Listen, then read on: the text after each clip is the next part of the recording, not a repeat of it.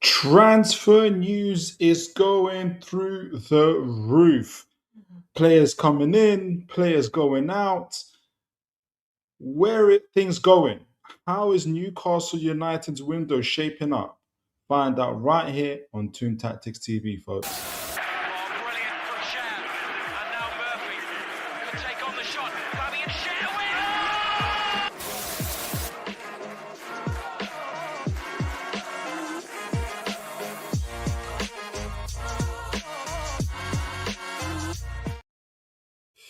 All right, folks. How are you all doing? How are you all doing? Hope you guys are blessed no matter where you are, no matter what you are doing.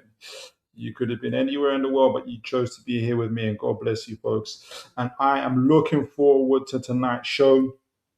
As always, I had a different plan to do something else because I really wanted to. I've got like a roadmap planned for the transfer window, and I was going to kind of talk with you guys about when do you think the most business will be done, players going in, players going out, dates around the World Cup, training, when do you want to get the players in. We'll end up probably doing that next week because we've got tons and tons of information and news to talk about today. We're going to be talking about the Gordon exit, um, everything around it, the psychological, emotional impact to it, the financial, Ross, the strategy, the operations that Ross Wilson and Mr. Hopkinson have put in. Possible players coming in. And speaking of players coming in, we're going to be doing a scouting report plus a player versus. I'm going to reveal to you guys the players in a moment. Who would be the best players to fill in the gap that has been left by Anthony Gordon, and it's going to be really, really kind of interesting to kind of get the kind of talk about that as well. And speaking about other transfer news, also related to Newcastle United around Lamine Kamara, around Atta, and there's another gentleman I forgot his name that's also Vieri, not Vieri. There's another gentleman apparently that we put a bid in for. So, yeah, well, actually, I know who it is. We're going to talk about it in a moment. So, tons and tons and tons and tons of information, of news, of information, of transfer speculation, of scouting reports, and everything else. So, buckle up your seatbelts. Let us get into it. But before, as always, we chat. Always good to see my man Adrian Pickett here. I know when Adrian is here, I'm gonna have a good show. I'm in safe hands.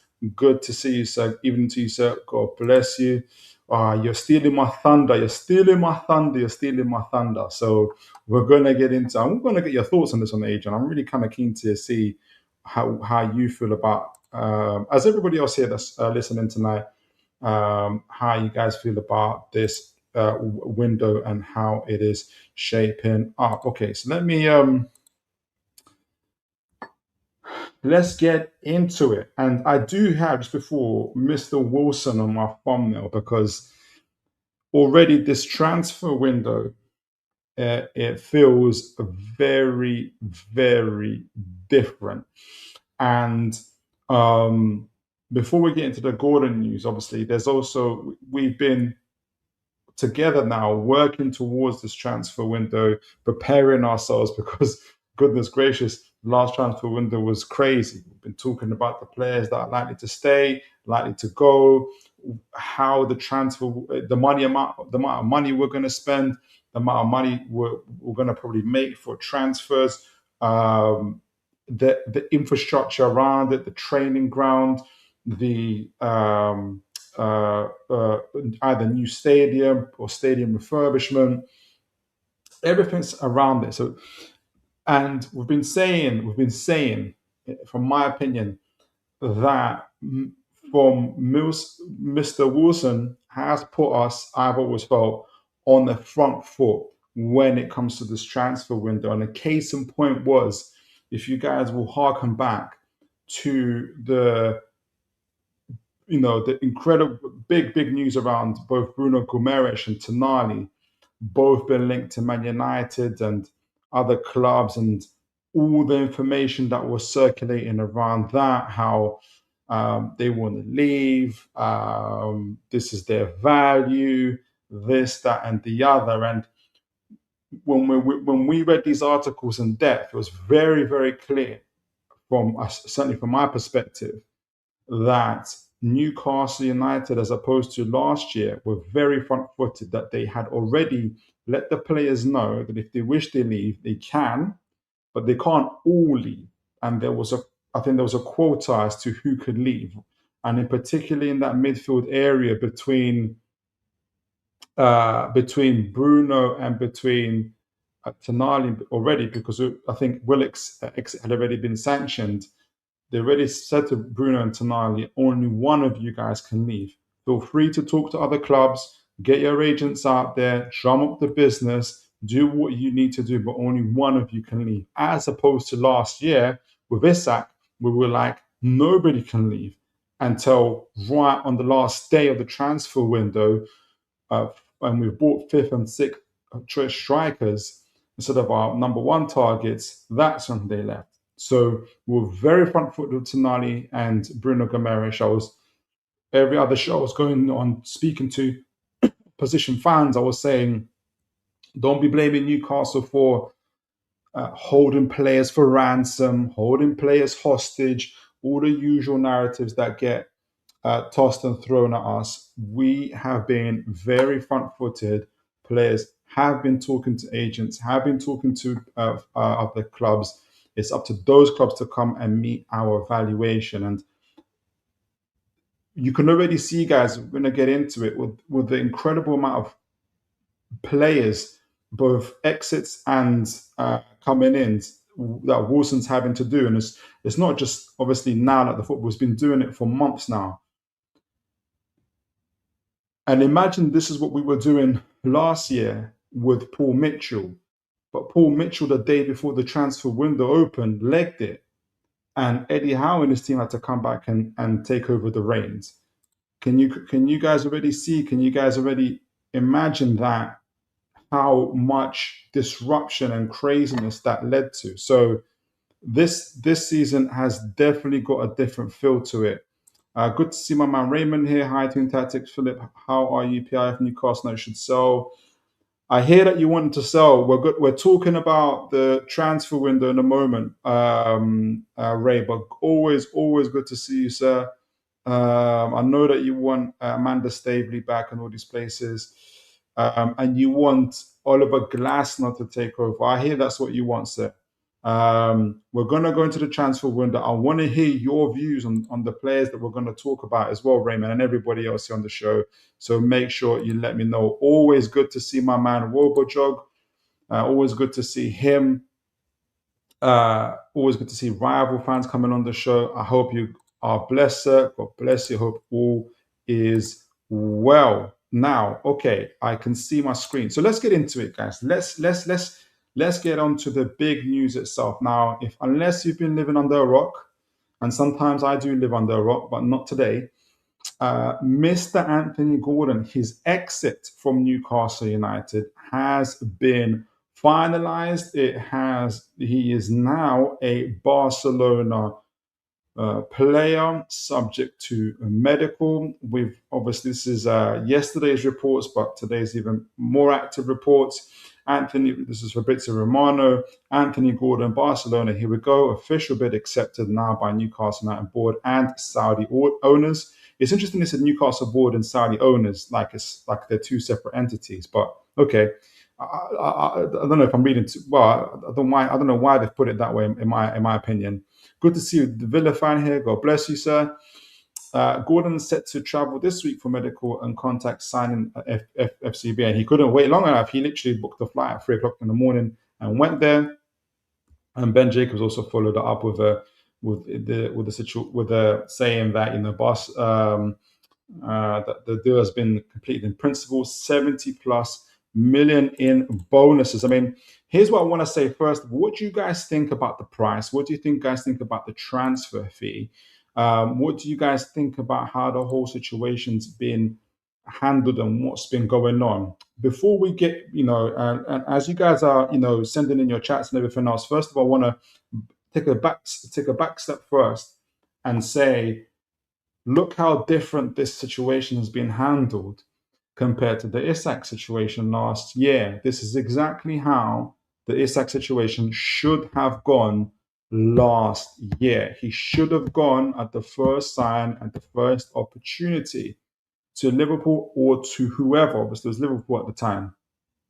And we would have then been in the position like we are now to go get our replacements, who we're going to be talking about a little bit later in the show. And you can see there's a big maturity in our approach. There is decisiveness in our approach.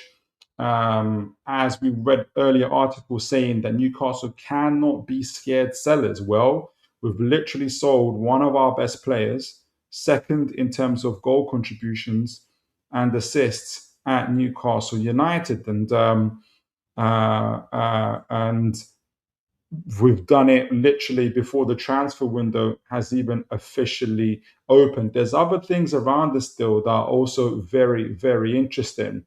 One is obviously that he's been sold to a club outside of the Premier League, so none of our Premier League rivals have been strengthened, which is good. Again, better than the Isak situation. And that's because we acted early and we acted decisively. We want to add to the fact that Bayern Munich, and we were saying this early, if you guys remember, Bayern Munich were all over this at the beginning. And I read that post from, I keep on forgetting, I think ITK Space, something like that. And he's been saying for months, don't listen to Bayern Munich. They are not going to get him. He's literally their backup option. He's looking for a bigger club to come swooping in. And a bigger club has swooped in Barcelona. And Newcastle have created a bidding war, essentially, and got the best price for him outside of England. Obviously, as soon as if a Premier League club stepped in at this point, that fee would have gone up from 70 million plus. Now, because part of this deal is linked to another player in Abde El Azouli, I'm going to talk about that a little bit later on, but it's a 70 million plus. It depends what you're reading. I'm seeing Jacob saying 70 million plus, others saying 69 million plus package, plus a sell-on clause on this, which is great to hear. Sell-on clauses are usually 10 to 20% profit of that sell. And you can imagine if Barcelona hopefully sell him a couple of years later for 120 to 130 million and make, I don't know, another 50, 60 million pound. Say they make a 60 million pound profit, a big profit, I confess. Newcastle stand to gain anything between 6 to 12 million from that. So again, very, very, very good business. The best way you can handle, in my opinion, a sale of a big, big, big, big player. And I feel also from the fan base point of view, maybe myself, but almost also what I'm reading from online, is that we're handling it a lot better than we have handled it before. And I think it's because we have avoided the whole saga of this lasting months and months and months and months and months on end, which has been very, very good. So already this whole transfer window has got a different feel to it. Now I'm going to be talking about Abde El Azouli a little bit later on, because there's something else that's tied onto this deal, or potential tied onto this deal, where Mr. Abde El Azouli, who was a former Barcelona player, was sold to Real Betis. Now, Barcelona have a sell-on clause on Mr. Abde El Azouli. So if Real Betis sell him, I think it's a 15% sell-on clause to Barcelona. Now, you may or may not have seen also that as part of the negotiations between Newcastle and Barcelona for Anthony Gordon, these are rumors at the moment from the Spanish outlets stating that Gordon was sold for a slightly reduced fee because Barcelona have chose to waive away their 15% sell-on clause, which makes the deal for Abde a lot more smoother to get done and to get structured. We will wait and see on that. We will wait and see if we get him in the first place. We'll wait and see if what the transfer fee will be if we do get him, because I think it's got a £60 million release clause. If we get anything, 60 million euro release clause. So if we get anything lower than that, like 40, 50 million, maybe there's a hint there that indeed has happened. If that does happen, I think that's another feather in the cap of Mr. Wilson in terms of doing fantastic business.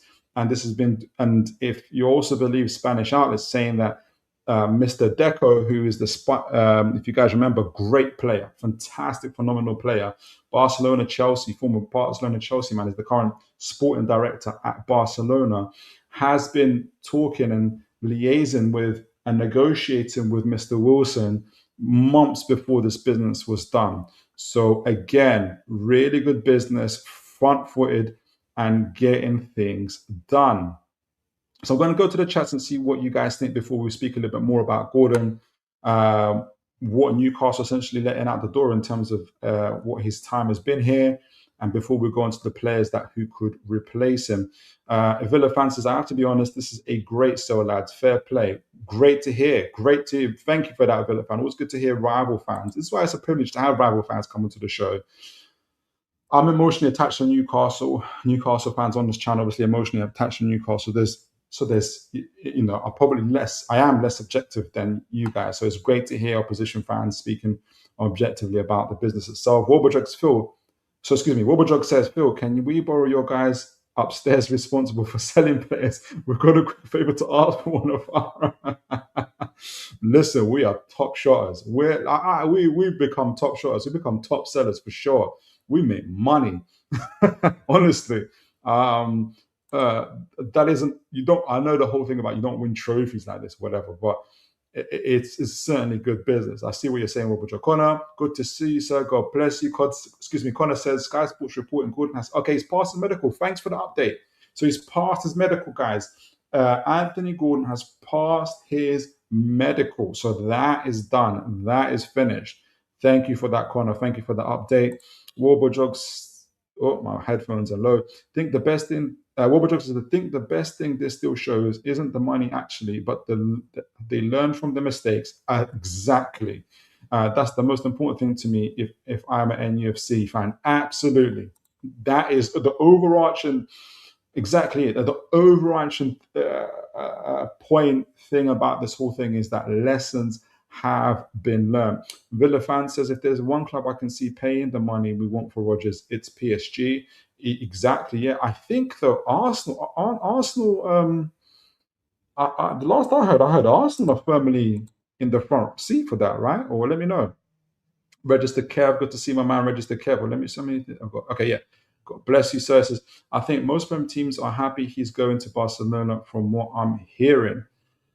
Yeah, he's been tormenting them. If you look at his record against especially top 6 clubs, it's been really, really, really good. So, if anything, that is a compliment to him about the kind of contributions he made for Newcastle in the Premier League. Right, Wobberjog says, I don't really rate Gordon. I haven't heard many people that have, to my astonishment, to be honest.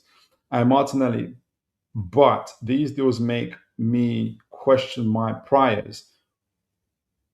What do they see in data? And this is why I like you, Overjog. So let me just finish what you said. I don't really rate Gordon and Martinelli, but these deals make me question my priors, or I think your presuppositions, I think you're saying. What do they see in the data? Must be in an insane outline, some metrics that aren't available to common folk like us. Do you know what? Now that you said that, I might have to go through the data. So do you know what? I'm gonna start and try to remember that. Because I've done a show. I did show some reports on him. I'm gonna have to show some more, but I do remember doing a show, and I'm paraphrasing myself, where literally at one point of the season, he was one of the top 3 wingers for metrics on and off the ball for what he's doing. He is a rare winger where he can, because he's got the combination of 2 things. He's got long distance pace, so pace for maximum pace, maximum speed for long distances, but also he's got excellent ball manipulation through central areas. And he's got the combination of the 2 as a central wingers. Most have either one or the other. And even if they had the both, they have a pretty average at both, really. So not really long distance at high pace. And so I think you're going to see those qualities in La Liga. So I'm going to get in there. Register Kev, sorry, says, no, I mean, no one wanted him. Maybe just a poor season. He had 22 GA. I didn't watch you much, but everyone's saying that they wouldn't take him. Yeah, I think I've heard a lot say that, to be honest, Register Kev, and thank you for being honest. You haven't seen him that much. You're just going off of what people have said. And I think people haven't watched him. I think he's had a lot of bad press. And I don't think people, how can I say this? It goes back to what Jog said earlier. And I think that's the best self-reflection I've heard, but it's the most mature one I've heard, where I don't rate the guy, but there must be something to this guy because Barcelona and Bayern Munich are hunting him down. Liverpool have previously wanted him. There must be something in his metrics, but I think the average fan isn't necessarily going to do that. So there's a lot more to his game. And I think to me, this is online fans, in my opinion. It's, saying things like good riddance. He's not been good for us. After the guy scored 22 goals for us in all competitions, I had people, on here are saying, you're lying, he had a bad season. Look what he did in the Prem. Look what he did in the Prem. But the guys for Newcastle United, he in the Premier League, if you're just looking in the Premier League, he's the highest. He's got the highest, some of the highest contributions. It's only him and Barnes. I can't tell you between him and Barnes have got the highest goals and assists. I haven't got it in front of me, right? So everybody else has been dire. You don't want to see Jacob Murphy. It'll be different, for instance, if Jacob Murphy and Ilanga have both got 15 GA in the Premier League alone, while both Gordon and Barnes have the stats they've got. But that hasn't happened. Both Gordon and Barnes, I want to say Gordon sneaks it, but I can't remember, in the Premier League alone, have done better than any of our frontline players. And not just in goals and assists, but goal creating action, shot accuracy, touches in the box, crosses completed, dribbles completed, carries completed. Like, it's insane. So this whole thing about but in the Prem, it's insane to me. So anyway, so let's talk a little bit about what we are getting into, kind of we are missing before we get into who the potential replacements are. Bobo Jokes is as happy as it makes seeing Man United with egg on their face. I feel bad for Rashford in this situation. They still might get both, but the deal makes sense. Rashford's wages are astronomical. You don't have to feel bad for him. He's earning 350k a week, in my opinion. You can feel how you feel. Sorry, Robert. You can feel how you will feel, but the guy's earning 350k a week. If he really wanted to be there that badly, reduce your wages, and they don't have to go buy Gordon. Reduce your wages, mate. Right? But you don't want to do that, Rashford, because you prefer the money more than playing for Barcelona. That's all I can get from that, to be honest. That's all I can get from that. Good to see my man Ian McKenna. God bless you. He says Rashford is on over 300 a week. Isn't the price is the issue? Yeah, exactly it. All right. So Gordon, over his lifetime at Newcastle United, joined us in the January window in season 22-23. Very controversially refused to go training and all of that other stuff. Had people writing outside the car park. You guys remember the famous scenes where people are, literally going to him face to face. He's laughing his head off. Like, it's insane. How he left Everton compared to how he left Newcastle is totally, totally different, right? He left peacefully and calmly. I don't know if you guys saw it. In fact, I wish I saved it. Someone showed a picture of Gordon, like I think it was his first day of training at Newcastle, and he was dressed in like a very, like, you can tell he's a young man, like cartoon jumper, crazy hair and everything else. But how he's left Newcastle, you know, I think he's got like looking really smart trousers, shoes, shirt. You've seen him dress in suits before. He's a man now. He's got a child. I think he's married. I keep telling people this, and it's a thing of mine. Boys, there's players that come into Newcastle as boys and they leave as men. Newcastle produce men. I keep on saying this, and I'm going to keep on saying it because that's what happens each and every time players join Newcastle. All right, so he's joined, obviously, halfway through the season, didn't have too much of impact, and we know, obviously, that season, that 6 month following on, there was that crazy episode where Howe put him on as a sub, took him off as a sub because he had a crazy game against Brentford, and he was trying to, shake his fist, and Eddie Howe dragged him and said, mate, like, watch yourself, and I'm going to make a player out of you. And what happened then, he went to the Euros, won the Euros of England, and the following season, in the 23-24 season, he scored 12 goals for Newcastle with 10 assists, 22 GA. Where playing 3,859 minutes for Newcastle United. The following season, he had a drop off. He played less games. I think he was also injured, but he still produced 15 GA for Newcastle United. And we also won, obviously, the League Cup and qualified for the Champions League in that time as well. And then back to this season, where he played similar amount of minutes to last season, but he got a higher return with 17 goals, 5 assists. And for all those that keep on saying it was Prem, he didn't score any goals in the Prem. Yes, he didn't score any goals in the Prem, but he did score goals in the Prem, but not as much. In fact, just while I'm talking on it, because it's bugging me. I don't know why it's even bugging me, yes, the majority of those goals were scored in cup competitions. But if I quickly show you the stats for both Barnes and Gordon, because Barnes and Gordon were the only forwards, apart from, not counting Baltimore, he's a striker, who were actually scoring goals for Newcastle United. And let me find Mr. Gordon here, and then I'll quickly go on to Barnes. So Gordon in the Premier League season. Can you guys see that? Yes, you can. So Premier League, his career, here's the season. Here we go. Let's zoom in. Here we go. Premier League, Gordon has scored 6 goals and 2 assists. So 8 GA in the Premier League, 10 goals in the Champions League with 2 assists, 1 goal in the FA Cup and 1 assist in the FA Cup. So altogether 22 GA. I'm going to go to Barnes because, like I said, there's no point in looking at Barnes and Murphy. Excuse me, at Murphy and Elanga, because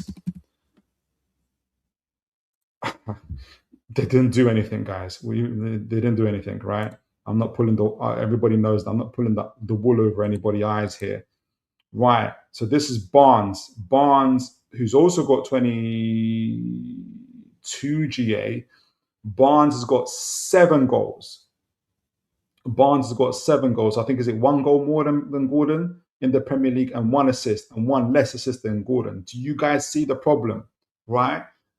Nobody's outperforming Gordon in Newcastle United, in Newcastle system, in the Premier League. So there's nothing, this whole thing about, I've seen even rival fans put up Gordon's stats in the Premier League compared to Lamine Yamal and to I think it was Rashford and other players who he's going to be playing with, basically saying, how can Barcelona be taking on Gordon when Gordon is playing for a different team in a different system with different players and a different league. And within that team being Newcastle United, he is one of the He's literally the best performing forward in the Premier League and in cup competitions. So in his position, so that's how you show the difference in terms of how players are performing, right? Not comparing him to Lamine Yamal, who's playing for Barcelona, who've just won the league, uh, and he plays with different players in a different system. So um, just wanted to shed some light on that. So he's done very well for us. His output has been phenomenal for us, in my opinion. Um, I wanted to show also his metrics for this season, and in terms of performance and what his key attributes have been. Progressive carries, he's in the 84.3 percentile of players, so he's headed into the elite, very good to elite. I think you're going to see that rise when he goes to Barcelona. Dribbles, he's in the 86.2 percentile, again very good to elite. Some people even would classify 86, 80 plus percentile as elite. I'm going to go for the 90s for the sake of it. Well, not for the sake of it, but just like where we are. Non-penalty goals a little bit lower at 40.6 percentile. Non-penalty goals plus assists 61.5 percentile. Assists 56.3 percentile.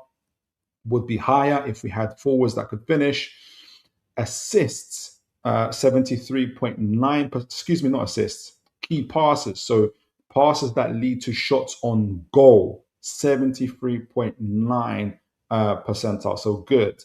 And crosses completed, 85 percentile. So he is I think I haven't put Barnes up here, but you already know, without looking at Barnes, without looking at Elanga, Gordon is the top performing forward for Newcastle United, and he's only going to get better. I'm already backing him to have a fantastic, as I'm talking to you guys, a fantastic time at England in the World Cup, because he is a big game player. I'm sure somebody can correct me on this, but I think I saw the stats on him being 26 GA, getting 26 GA against the top six. I'm sure that's the case. So he's a big time player, loves it, and I can imagine him scoring a lot of goals in the World Cup. So there's a lot there. There's a lot there. I'm glad Robojog and others have asked the question, and I asked it maturely and in honesty. Look, I don't rate the player, like but there must be something about him, and I'm not trying to convince anybody that he is a very good player, but he is a very good player, and he's only going to get better. And in my opinion, my humble opinion, I feel like there's fans that are saying, "Well, he's not going to do anything. He's not even going to play." He's going to play. He's going to tear up the La Liga. He's been very good for us, in my opinion. So for the players that are coming in, there are big, big, big, big, big shoes to fill. And I want to first say thank you to all the folks that are watching live. We've got an extraordinary amount of people here, as we always do in terms of when the season is over. Really glad to have you guys here. God bless you all. I'm encouraged by all the folks that I want to say thank you to all the folks that are liking, sharing, and subscribing. Subscribe if you're enjoying the show. We're doing a lot more stuff as always. You're welcome to the channel, and great to have you on. So what are folks saying in the comments before we go into who are the players to fill these big shoes? But Register Kev says, I think he reduced it and said he would reduce it more. Oh, did he, Kev? Fair play, fair play. I didn't know that. That's Rashford. Rashford said that he would reduce his wages. If he said that and Barcelona still said no, I think here's what I would do. And hats off to Wobojog and others who are already doing it. And if I don't rate Gordon, I would, and at this point, if Rashford if it's true that Rashford saying I will reduce my wages to be here, and Barcelona still said we're paying 70 million for Gordon, you have to start looking at Gordon's metrics and what he's doing, at least to kind of understand where Barcelona are coming from. In my opinion, depends how how seriously you take it in terms of looking at players and doing the stuff that we do on this show. Warbledog says, Phil, I guess I feel bad for the wasted potential. I guess you're right. These are millionaires. They are. They are. They are. I still, as human being, or from a human level, I'm saying that I assumed, Register Kev, thanks for correcting me. I assumed that Rashford refused to reduce his wages. So that's where I had less sympathy. But if indeed he has, he can't do anything. He can't do no more. Adrian says the passage of time also plays a part. And you know what? I think that's what I got to learn, Adrian. I think that's a key part for me to learn, especially in the content creating world. Wobojek said, oh, nearly lost myself there. Wobojek says, Phil, are you saying Gordon managed to climb out of the of that Bane Raz Al Ghul pit?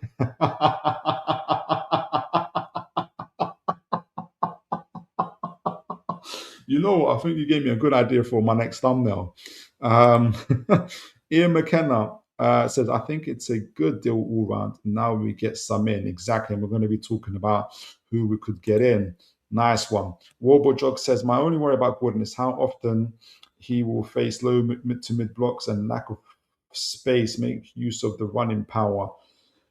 Yeah, and Barcelona do play in the high line. The good thing for Gordon is just how good Barcelona are at, and you can see with Lamine Yamal and others how in possession Barcelona are good at keeping possession, but moving the ball in a way where they can isolate the wingers against opposition. So he's going to see a lot of that. Gordon is going to see a lot of that, and I think he's going to surprise people about how good he is at manipulating the ball in central areas. So don't be surprised to see that. Don't be surprised to see him playing for the middle as well.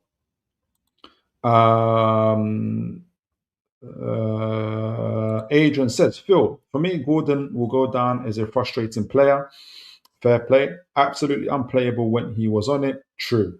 But capable of not turning up. Also true. Never fully convinced me in the 9 either. Fair play to you, Adrian. Fair play to you. Adrian says, although he's better in the 9 than Wobojog, not Wobojog. I got Wobojog. He's better. Voltamada. You both got W's in front of your name. Wobojog doesn't play for Newcastle. Register Kev says, I don't think Barca have. Excuse me. I don't think Barca have still said no. I think they just want to scam us. Oh yeah, that is another one. I think you guys should take our advice and just do the deal early. Honestly. All right, so that's Gordon. That's the end of his chapter at Newcastle United.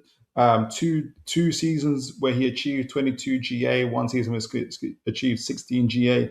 Even in a poor performing Newcastle, especially in the Premier League, he was the best forward in the Premier League and in all domestic competitions for Newcastle United. That's how he's ended it. He has been a big time player for us. If you remember games against Liverpool, Chelsea, against Tottenham, against City, every time, all the top 6, he's got about 26J against all of them. He has been phenomenal for us in terms of this game. But with the balance of what Adrian and others have said, he has also been frustrating.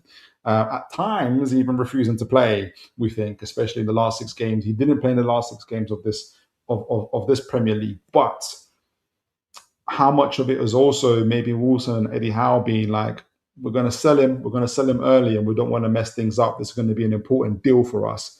So I'm not going to put all that on him. But you can see from his stats, from his output, from his metrics, in my opinion, he has been absolutely phenomenal. He has got rare qualities as a winger of long running power, as well as ability to manipulate the ball in central areas, can play across the front three.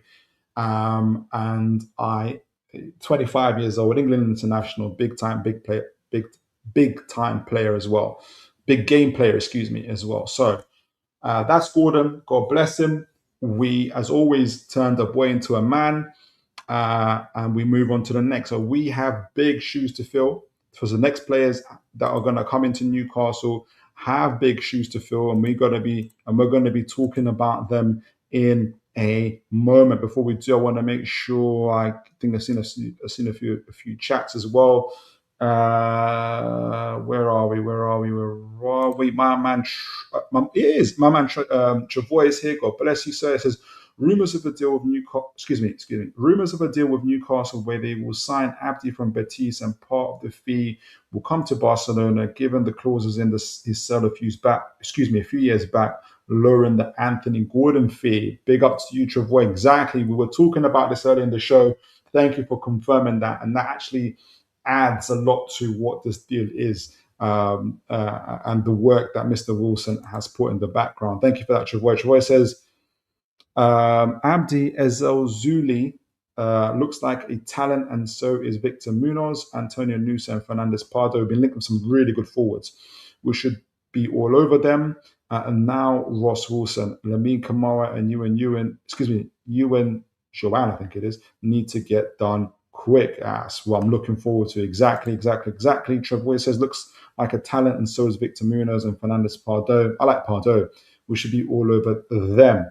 Couldn't agree with you more, sir. Could not agree with you more. Good to see my man, Andrew. Good to see you, sir. Guys, look out for Andrew's posts in scouting reports. Are absolutely phenomenal. And Andrew's an actual scout as well. Been doing it for many years. Andrew says, even though Gordon was never the same after the clubs tried to sell him to Liverpool. And that was our fault. And we've got to stop stuff like that. That's another thing. The guy had a 22 GA season for us. Was it the season he won the Champions League, or was it the season before that? Not the one the Champions League. The League Cup? I can't remember if the season. No, the season before that. Yeah, and we said, "Oh, by the way, we want to sell you. We have to sell you." Crazy.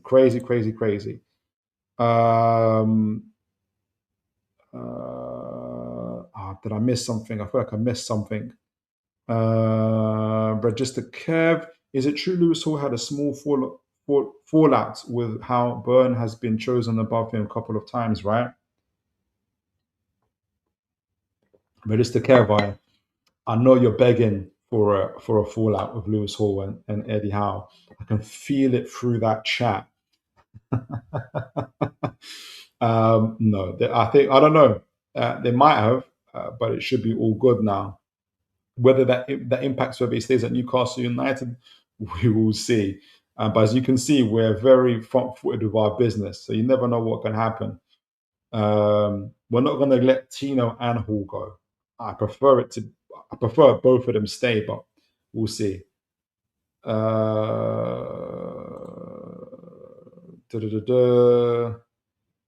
Raymond says, hi, Toon Philip. Are you Nusen Ezalzui? I still can't pronounce the gentleman's name. I'm going to just call him Abde. And Jonathan David and Ewan should sign for Newcastle from Ray. I agree with you, Ray. I absolutely agree with you, sir. Andrew says, are the club going to fail SCR? So that's why Gordon has sold before it's 1st of June.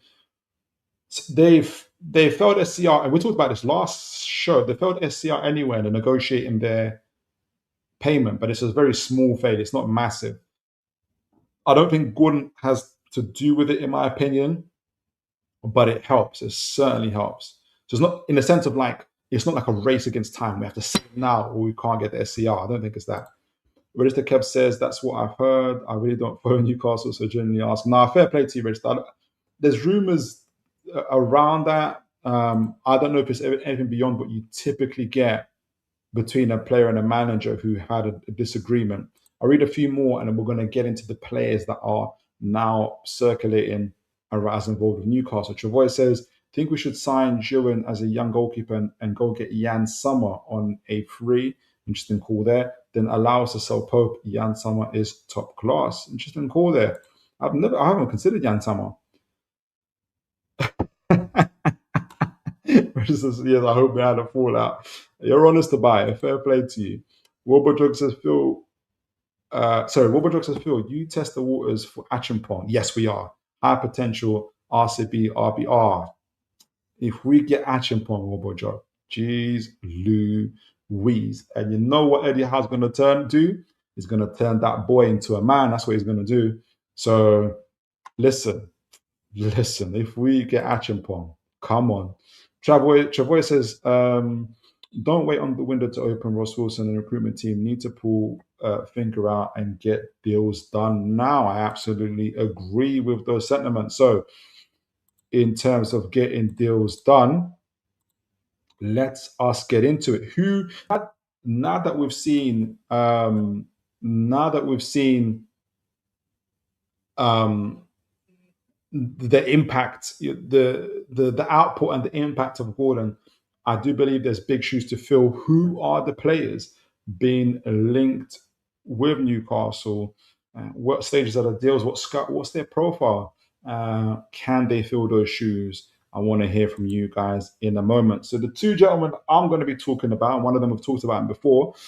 There's a new one here. So there's two reports. I think both from today. The first one to our left is Mr. Savinho from Man City. Exclusive. I can't see the exclusive. I can't big up the person. My name's in the way there, but big up to them. And big up to my man Ash Matic, who put this into my on the WhatsApp group. So exclusive. Understand Tottenham are ready to make an opening offer of 45 million pounds for Savinho from Man City. The 22-year-old will only be let go if a fee and a structure is suitable for Man City. There's a big distinction in that. If a fee and a structure is suitable for Man City, Newcastle United, for all of our flaws at times, one thing we do very well and makes our deals very tempting to teams is that we give very good structures to deals. We can pay because we've got a lot of money. A lot of money up front, straight up. Not many clubs have liquid cash like we do. And if my man Bobby Fairview, guys, our friend of the channel, expert financial gentleman, already knows that Newcastle have a lot of cash, big cash in our bank account. And obviously now we've also got Gordon's sale gone through as well. But we've actually got liquid cash in our bank account. We can pay a lot of money up front. So the 10-year-old to 22-year-old will only be let go if a fee structure is suitable for Man City. Tottenham want to accelerate the deal due to Newcastle United expressing interest in the Brazilian too. And this is obviously the back of the Gordon deal, right? I have a feeling that Mr. Wilson, if this is true, made this phone call a long time ago with City. City and Newcastle have a very good relationship from a board level, but also from a geopolitical level as well. I think this is going to play a part. There is also obviously we have to not get carried. I have to get not carried away. Maybe you guys have already read through the lines. Is that with these reports, someone is also trying to play a narrative, right? This could be City talking to the journalist and trying to drum up competition. Letting Tottenham know, hey, Newcastle interested to know, you better put the money up. You better put the money up. You better put the money up. When Newcastle may not be as interested as been stated in this report. Or it can actually be the fact that Newcastle are very interested. And this is exactly what's happening. Maybe it's Savinho's agent trying to drum up business and trying to get his agent fee up as well. So, there could be all of that drama going on. On the same day, also, Mr. Abde El-Zuli breaking. Newcastle United has turned Real Betis winger Abde, that's a good way of shortening it, Abde, into the priority target to replace Anthony Gordon, reports La Cevalafut. I think it's a Spanish outlet. We're going to read this article in a minute. The club is ready to activate. He's ready to activate his 60 million euro release clause, which is 49.5 million release clause. So that's going to be interesting. So I'm going to get into a minute. There was something I wanted to say. Yes, so I wanted to add something to it. Shall I read the report first? Which one do I want to read first? Let me read. So I want to read this report from Les Savullet before I get into the deal, because it also goes back into into the Gordon deal a little bit as well. But let me know what you guys think. Who would you go for, Abde or Savinho? What would be the better deal? I wanted to go because the report was quite at length. It kind of describes it here. There's a little bit of. Make sure you guys can see this. You can't see it yet. All right. So this is from the same. I'm not pronouncing the name properly. Excuse me for that. Sevalut, from the Sevalut. Salvador, there it is. It's from Salvador Gutierrez. It's from the same report, live from him, right? There's a little bit of fluff, so I'm not going to read all of it. But there's some interesting parts. He goes into quite detail. Up to this point. Because up to this point, I was going to say to you guys, before this report, I saw the links to the Abde deal, but it felt to me that it was more speculation rather than what this report is about to show, which is a little bit more definitive, a little bit more decisive in what it's saying. So let's get into it. So Premier League giants, that being Newcastle United, want Abde and are willing to pay his release clause. If we're willing to pay his release clause, then how much of that money was taken off? I don't know. All right, so there is a little bit of fluff here about what Betis have achieved, which they've done really well. I think they got Champions League this season. So they say they add a little bit on the winger himself. According to technical reports, the official statistics, that he's done really well, essentially 19 goal involvements for his team. But I want to talk more about the deal. Now, this is how this journalist looks at the deal as a fluke, which is interesting, in the sense of he's kind of seeing it, and this happens to also impact on Barcelona's books. There's another report I'm going to read where it says it's a little bit more designed rather than a fluke. But anyway, Salvatore says the fluke with Anthony Gordon in Barcelona and the interest of the Magpies. The bombshell news comes directly from our highly authoritative sources in the UK. That's interesting. Newcastle United are bracing. So a Spanish outlet got its sources from the UK. Newcastle United are bracing for the imminent departure of their star player Anthony Gordon, who is in advanced negotiations to become a new Barcelona player. He is now a Barcelona player.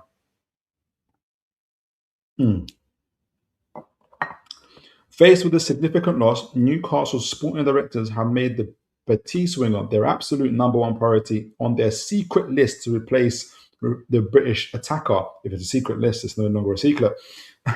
The financial might of St. James's Park club threatens to derail the Andalusian's side plans before June the 30th. That's interesting. So the way he's making it look like is Betis don't even plan to sell him because it's got this release clause that they could really derail what Betis are trying to do. Betis aren't trying to sell him. Anyway, so he goes on to say the contractual variables that define this multi-million-dollar deal offensive from England are broken down as follows. So he says unchangeable starting price. So he gets into real detail about this. British emissaries are prepared to pay the full buyout clause valued at 60 million euros.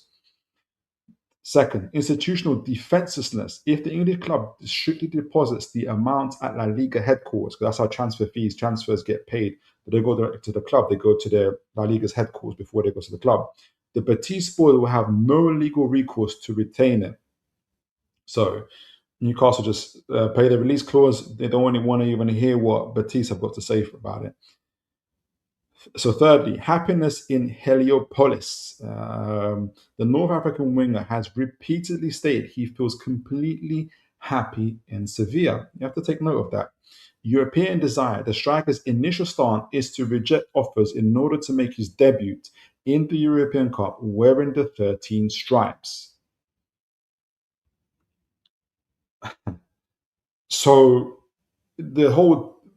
what I'm getting from this, how all this is coming across is it's a fluke that's going to impact Barcelona's selling clause. This is not something that Betis are planning for. This is not something the player is planning for, but Newcastle are going to trigger the release clause anyway. The roadmap, so it says the timelines for the Real Betis elite enforced to face face of a historical capital gain in the market. The roadmap led by sporting director Manu Fajardo involves monitoring the situation with absolute caution throughout the coming weeks. Okay, so let me see. Then it goes on to say those 60 million euros would be immediately allocated to cover the three priority signings for the squad: top class striker, complement Cucho Hernandez, and a high level defensive midfielder and starting left back. So that kind of, it sort of contradicts, but you can say two things could be true at the same time. So you're not planning to sell the striker, but you've also allocated money to cover other priority areas. So you can do both, but I think this is information from Betis rather than Newcastle, in my opinion.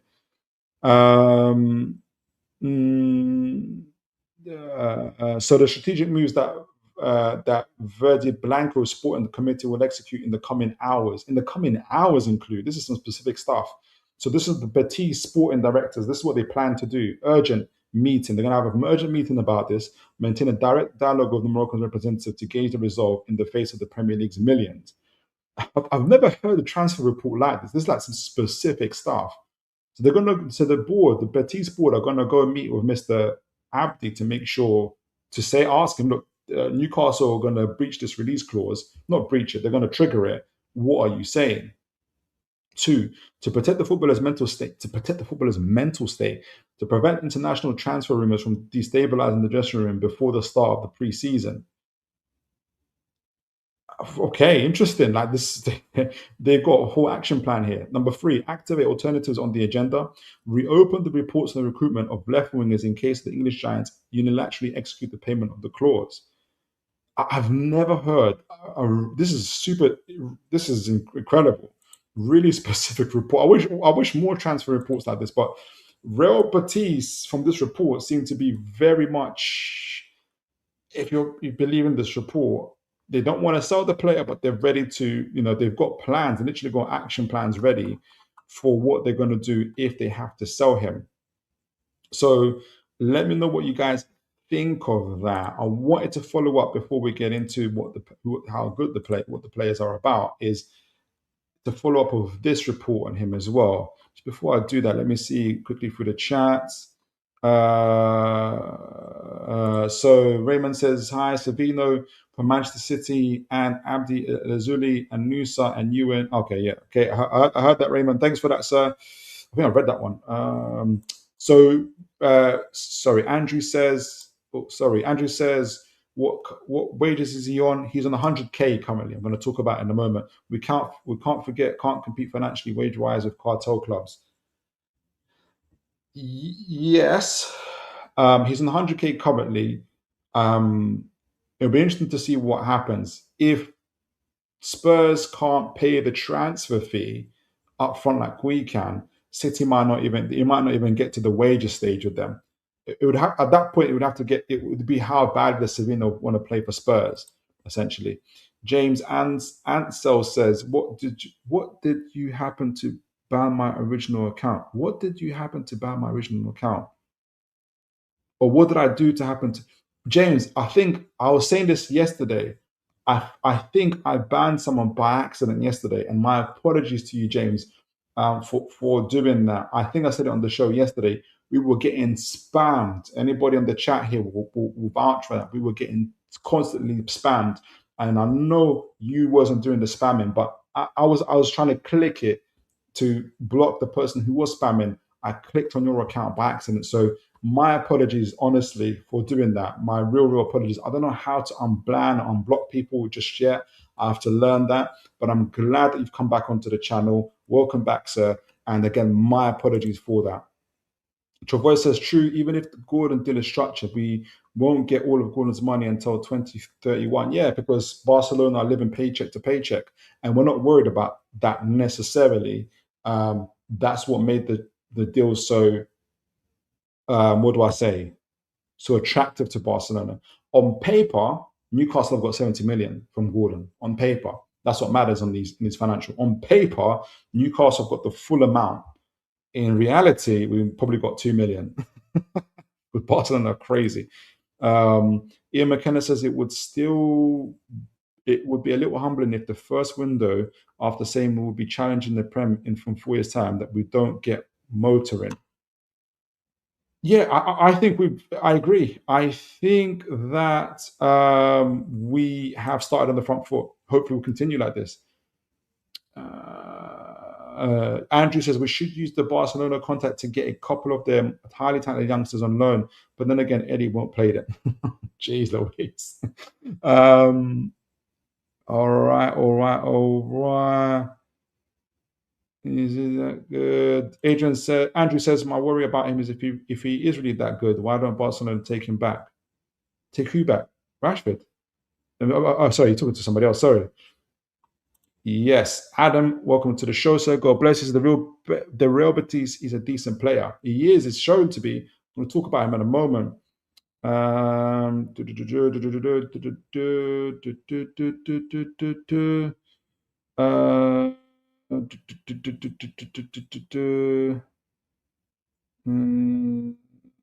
It's already planned.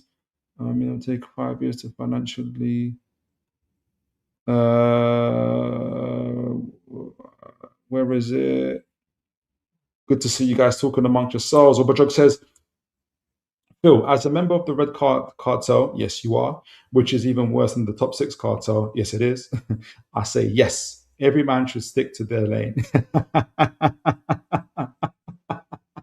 Big up my man Matley, all the way from South Africa. God bless you, says, and my preferred player would be Nusa. Hey, he is a good player. He is a good player. We won't get a chance to talk about him today. All right, so I wanted to add a little bit more to this. I know I'm talking quite a little bit, but it means a lot. It means a lot in terms of the whole kind of the overall design of what's going on here.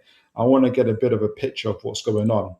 So this is a report from, I think it's Barca Central or Barca Extra. You know, like you got City Extra, this is Barca Extra. And this is what they say about the whole Abde deal. Now, remember, Abde's former Barcelona player who was sold to Real Betis. There is a sell-on clause on Abde from Barcelona to Betis. Newcastle are now interested in Betis, in Abde, who plays for Betis. So that's and obviously they've also sold Gordon. So there's a bit of a triangle between these clubs. So this report explains this. Now remember, the previous report that we just read comes across as this is a fluke, that this is almost like a chance that they're interested in Abde, but it just so happens to be that he's a former Barcelona player who's got a sell-on clause, and Gordon, who Newcastle just sold to Barcelona, also has gone to Newcastle. Like it's just all a bit of a fluke. This report takes a whole different attitude. So Barca Extra say Newcastle have made Abde Ezzalzouli their number one priority to replace Anthony Gordon. So they're very much, this is the guy. And the ripple effect lands straight back to Barcelona. And obviously this is the narrative. Interesting to see whether these reports are. This is going to make Deco, the sporting director, and Barcelona look like absolute 5D chess players. The Magpies, I love how they call us the Magpies in both Spanish outlets. The Magpies are ready to trigger his release clause at Real Betis. Both reports confirm that the Newcastle are ready to trigger the release clause. The 24-year-old Moroccan winger is the man they want. But here's the part that culés should be paying attention to. I assume that's Barcelona fans. Barcelona hold a sell-on clause for Ezzalzouli. The moment Newcastle triggers that £60 million release clause, around 12 million euros flows directly back to Barcelona. Okay. Think about what just happened in the space of one deal.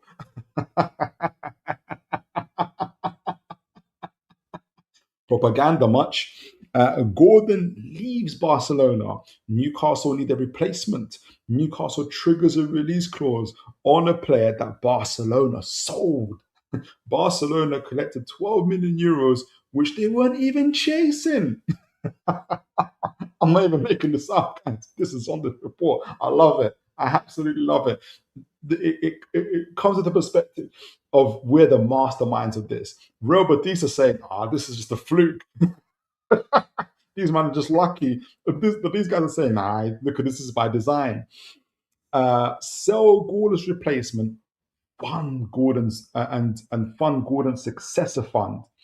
That's not. It's so interesting now. That's not luck. It's almost like this report is responding to the Real Betis report on this, because they said that's not luck or that's not a fluke. That's smart portfolio management from Laporta and Deco. Now, I think part of the reason they're saying all of this is because Barcelona's finances aren't anything planned or smart about them. The amount of times they've gone to La Liga, who's about to be punished by the La Liga for breaching financial rules, and somehow get away by the breath of the teeth. The skin of their teeth.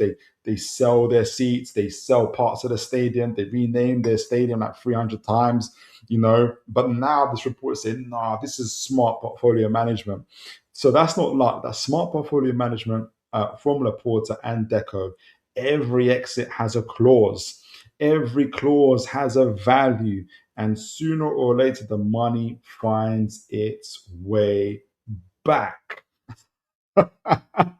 That means you guys can give us a higher fee up front, rather than us taking £5 billion a year from you guys.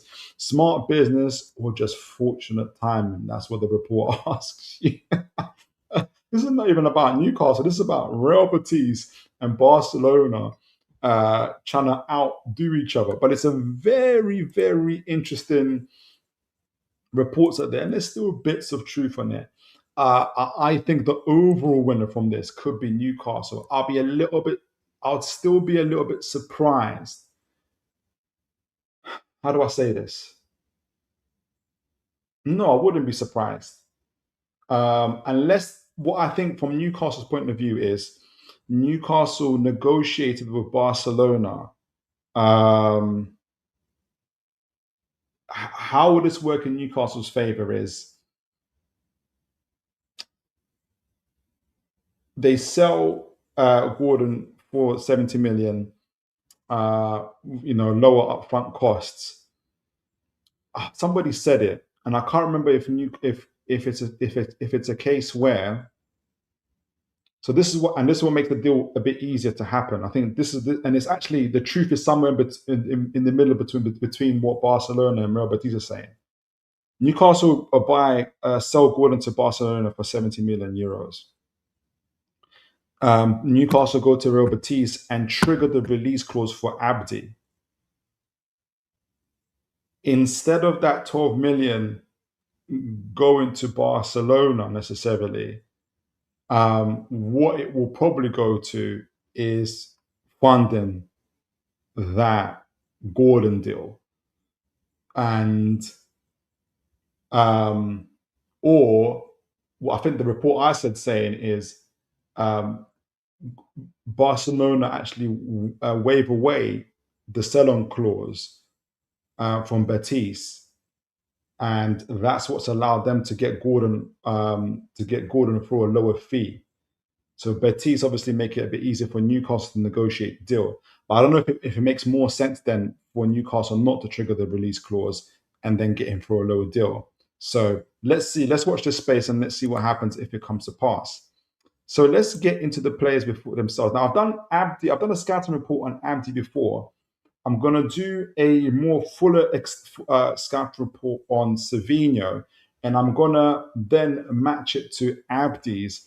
And I want to get from you guys, which player would you prefer at Newcastle United? But there's a lot of wheeling and dealing already, a lot of work being done. You can tell that this is pretty complicated. Good to see my man Jonathan here. God bless you. Good to see you coming back to the show. Let me know, Jonathan, did you get a notification? I hope you did. I know sometimes people don't get notifications, which is annoying for me. But great to have you on the show. Andrew says, so if we sign Abde, Barca get some of the Gordon money back. Clever. Yes, but I forgot who said it. I need to find this report. But how they've put it is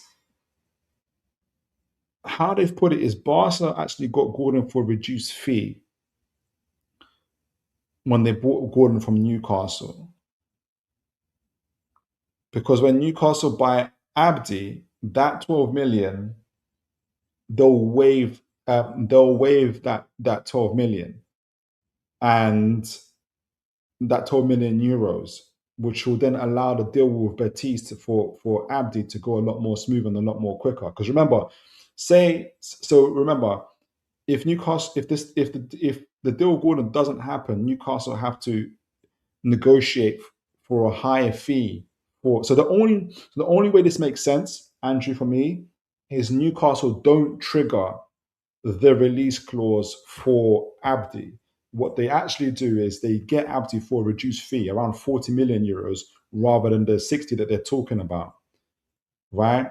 And part of the reason they get him for 40 million euros is because when they buy him for 40 million euros, Barcelona do not collect the 12 million euros, which would have made it 50 million euros, because they got Gordon for a reduced fee. That's it. Does that make sense? So instead of triggering a 60 million pound release clause, Newcastle instead, which is there because Betis have to pay the 12 million to Barcelona. What's happened is Barcelona have waived that sell-on clause, which meant that Newcastle, they got to buy Gordon for a lower fee, and also means that Newcastle get to buy Abde for a lower fee, 40 million euros, because that sell-on clause has been waived. So it's a triangle, and it's all been done. Now both clubs are releasing, Barcelona and Betis are releasing their own narrative on the story about who has outdone the other, which perhaps lets us think that the deal's a lot more closer than we think. Jonathan, how am I doing? I'm doing very well, sir. How about you, sir? I hope you're living life to the full as I am. I'll read a couple more and we'll get into the scout reports. Andrew says, Abdi looks like Bruno's little brother in that Barca. He does, don't he? In fact, let me go see that. It's true, he does a little bit. He does. Jonathan, you get the notification. That's annoying. Jonathan, let me know if you follow me on X, because I do let people know on X and I can tag people in. If you guys follow me on X, let me know if you want me to tag you in. Nobody's let me know just yet. Send me a DM and I'll tag you in when I'm ready, because I don't know what YouTube is playing at. How Out Crew says, excuse me, El Zalzui is a St. Maximin type of player. I wouldn't be surprised if he's from Nixon's transfer list. Could be. You don't use, that's okay. Let's apologize for that, Jonathan. Absolutely. I don't, hey, you're not missing out on anything. I'll tell you that. You're not missing out on anything. Not using X. All right. So let's see if these gentlemen can fill the boots of Mr. Gordon. Let's start off with Mr. Savinho.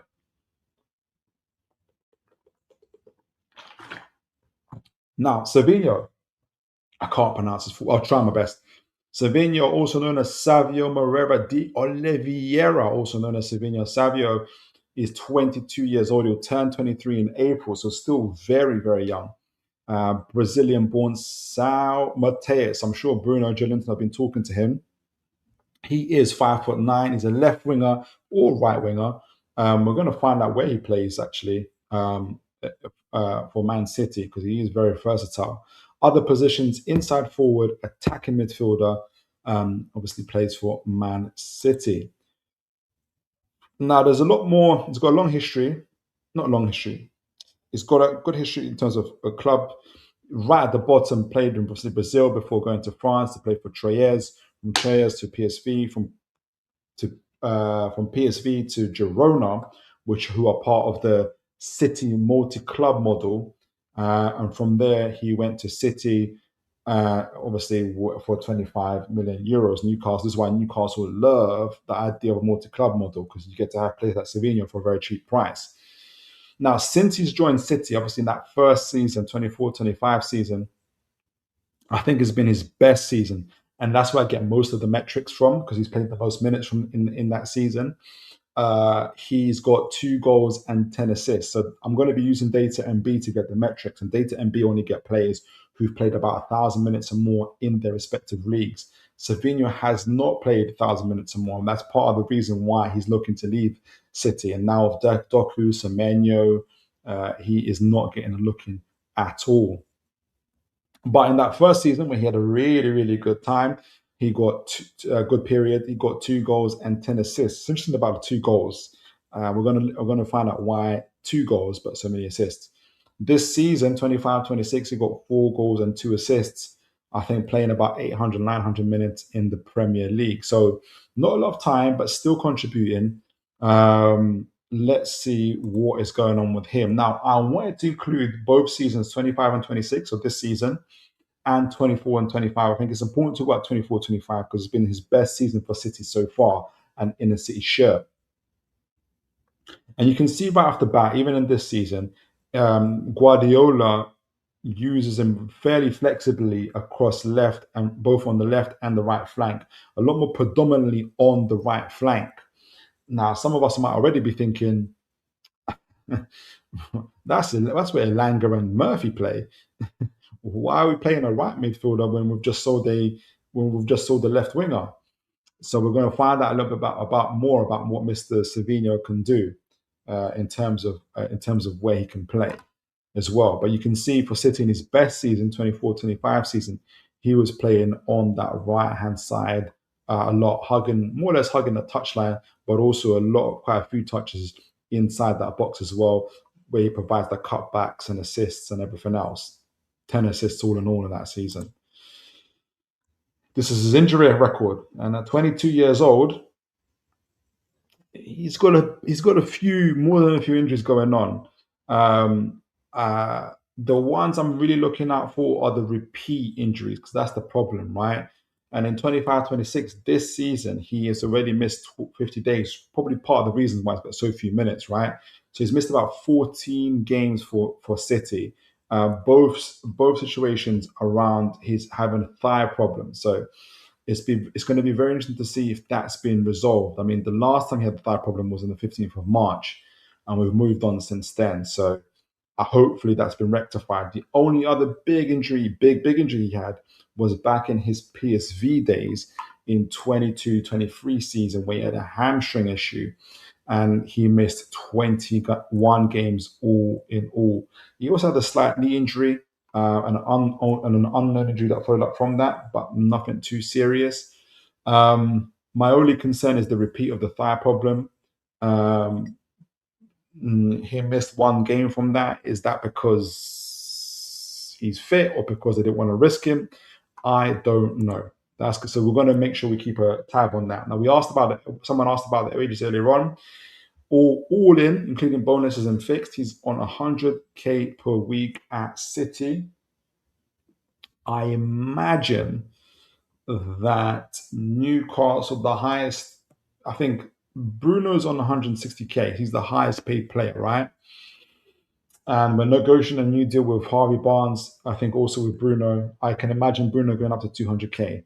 Savinho is going to be an interesting one. I think the most, in my opinion, Newcastle will be able to offer him is 130, maybe 140k. Tottenham, as mentioned earlier, can probably offer a little bit more.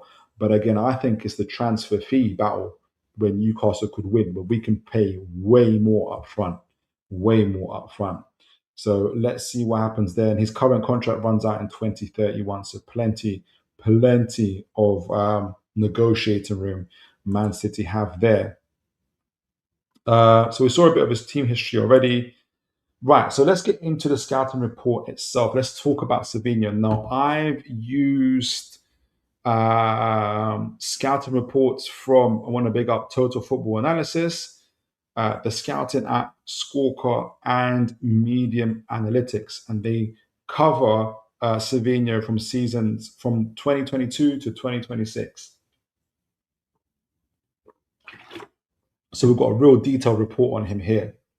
All right, so progression and timeline for Joga Bonito to tactical precision. So phase 1, the raw diamond, the initial European arrival. Source, Total Football Analysis 2022 Scouting Report, late 2022.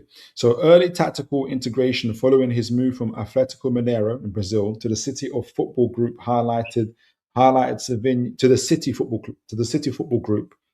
Girona as part of the City Football Group highlighted Savinho as a classic high flair Brazilian dribbler. During his development loan spell at PSV, he faced extreme competition from players like Xavi Simons and Cody Gakpo, resulting in limited game time. Scouts identified an exceptionally high baseline, seen him rooted in his raw pace and short area verticality. However, he was characterized as an individualistic touchline hugger.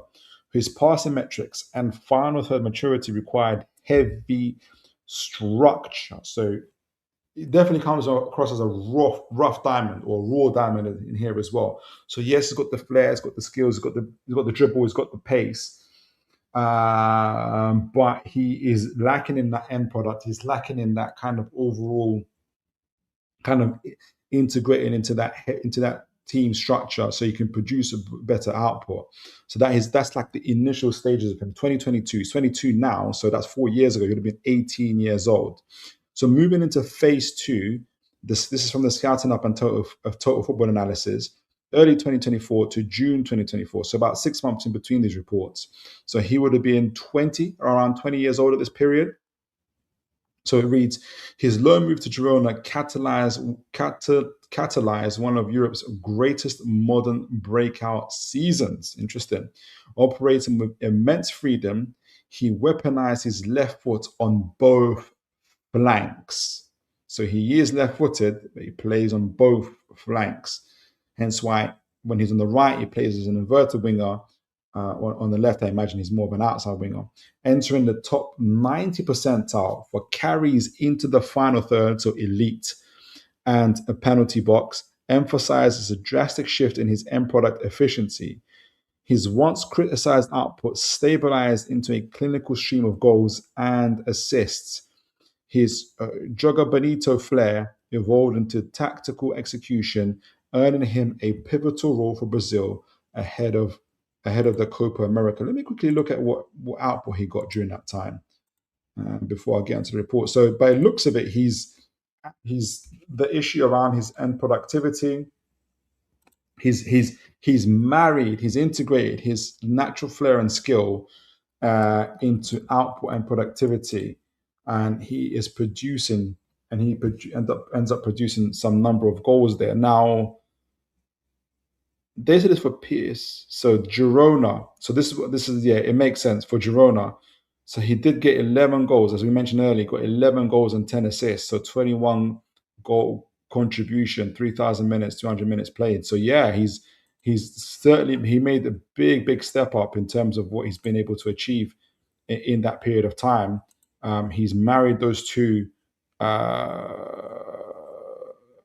those aspects of his game. Right, final phase here. The system integrated inside forward. This is in the Premier League. This is the more to do with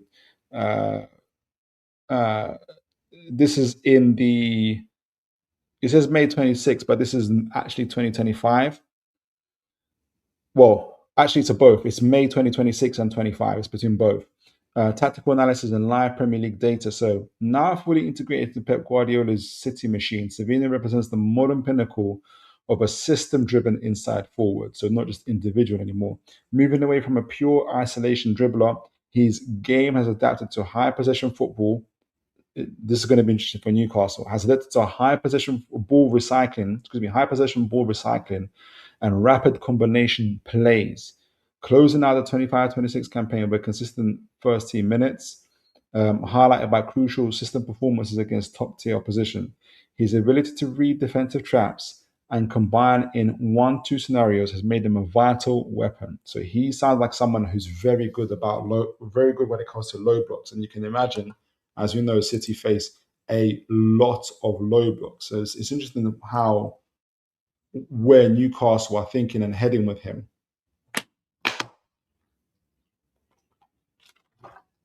I'm going to go to chats in a moment to get you guys' views. Key scouting attributes. So, elite low center of gravity dribbling. He possesses sublime capacity to shift directions rapidly. His physical mechanics allow him to keep the ball glued to his feet. If you guys remember when we played them in the League Cup, I think it was, he really tore a hole a new one in that one, making him incredibly difficult to dispossessing in 1v1 wide isolations. He's dynamic and fluidity across flanks. Naturally left-footed, he can play as a traditional left winger, creating width or shift seamlessly to the right flank as an inverted forward, cutting inside and creating passing angles. That's interesting. Murphy and Elanga better watch out. Transition power and progressive carries. Is a complete vertical menace when playing into an open space. And what actually that gives, kind of, because if you've got Murphy and Elanga on one side, one winger can play in the outside, one winger who inverts. If you get a Savinho and plays on the left side, with him and Barnes, you've got a player in Barnes who wants to invert, and a player in Savinho who can hold the line, who can hold the wing and hold the width. So you got a lot of what's the word I'm looking for?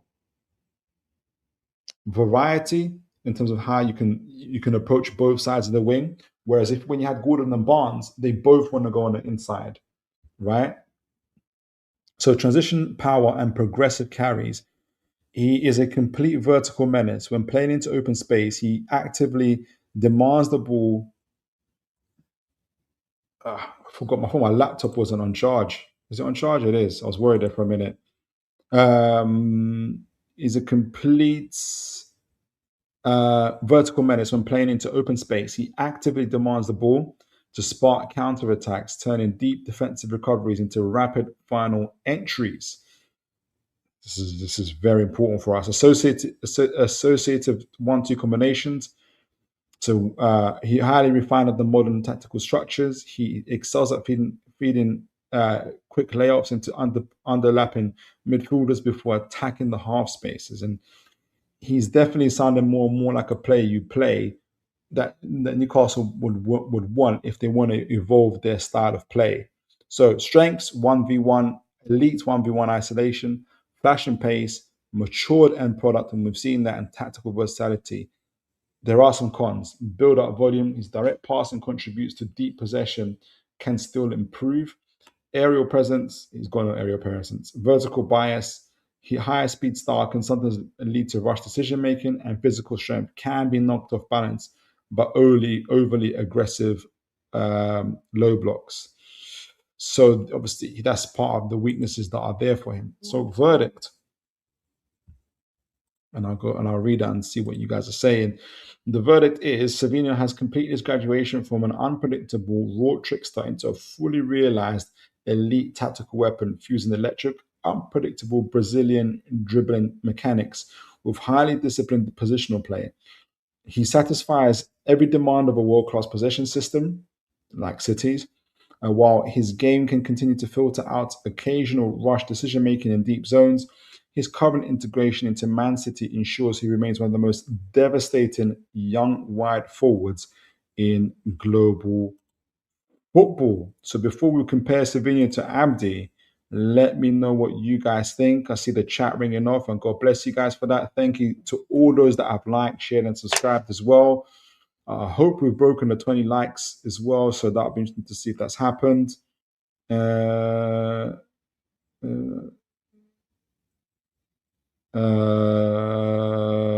don't know where to start.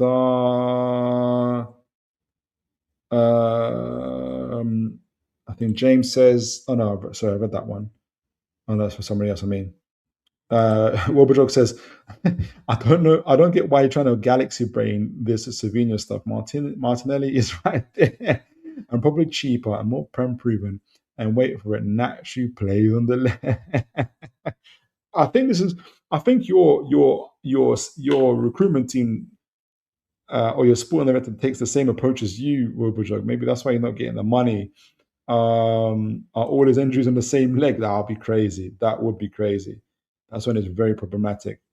Neymar is out of the cup with the calf injury. So I think I saw Pedro's back as well. That's crazy.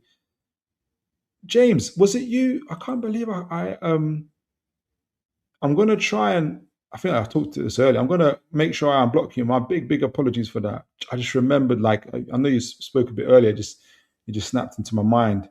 thinking, why did James change his thing? And I just literally just remembered. Sorry about that, James, man. Honestly, I'm gonna try and deal with it. Dave says, good to see my man Dave here. God bless you. Says, what y'all think about the Gordon transfer? Are you happy with the payment plan, or think we maybe should have filled out for bigger up front?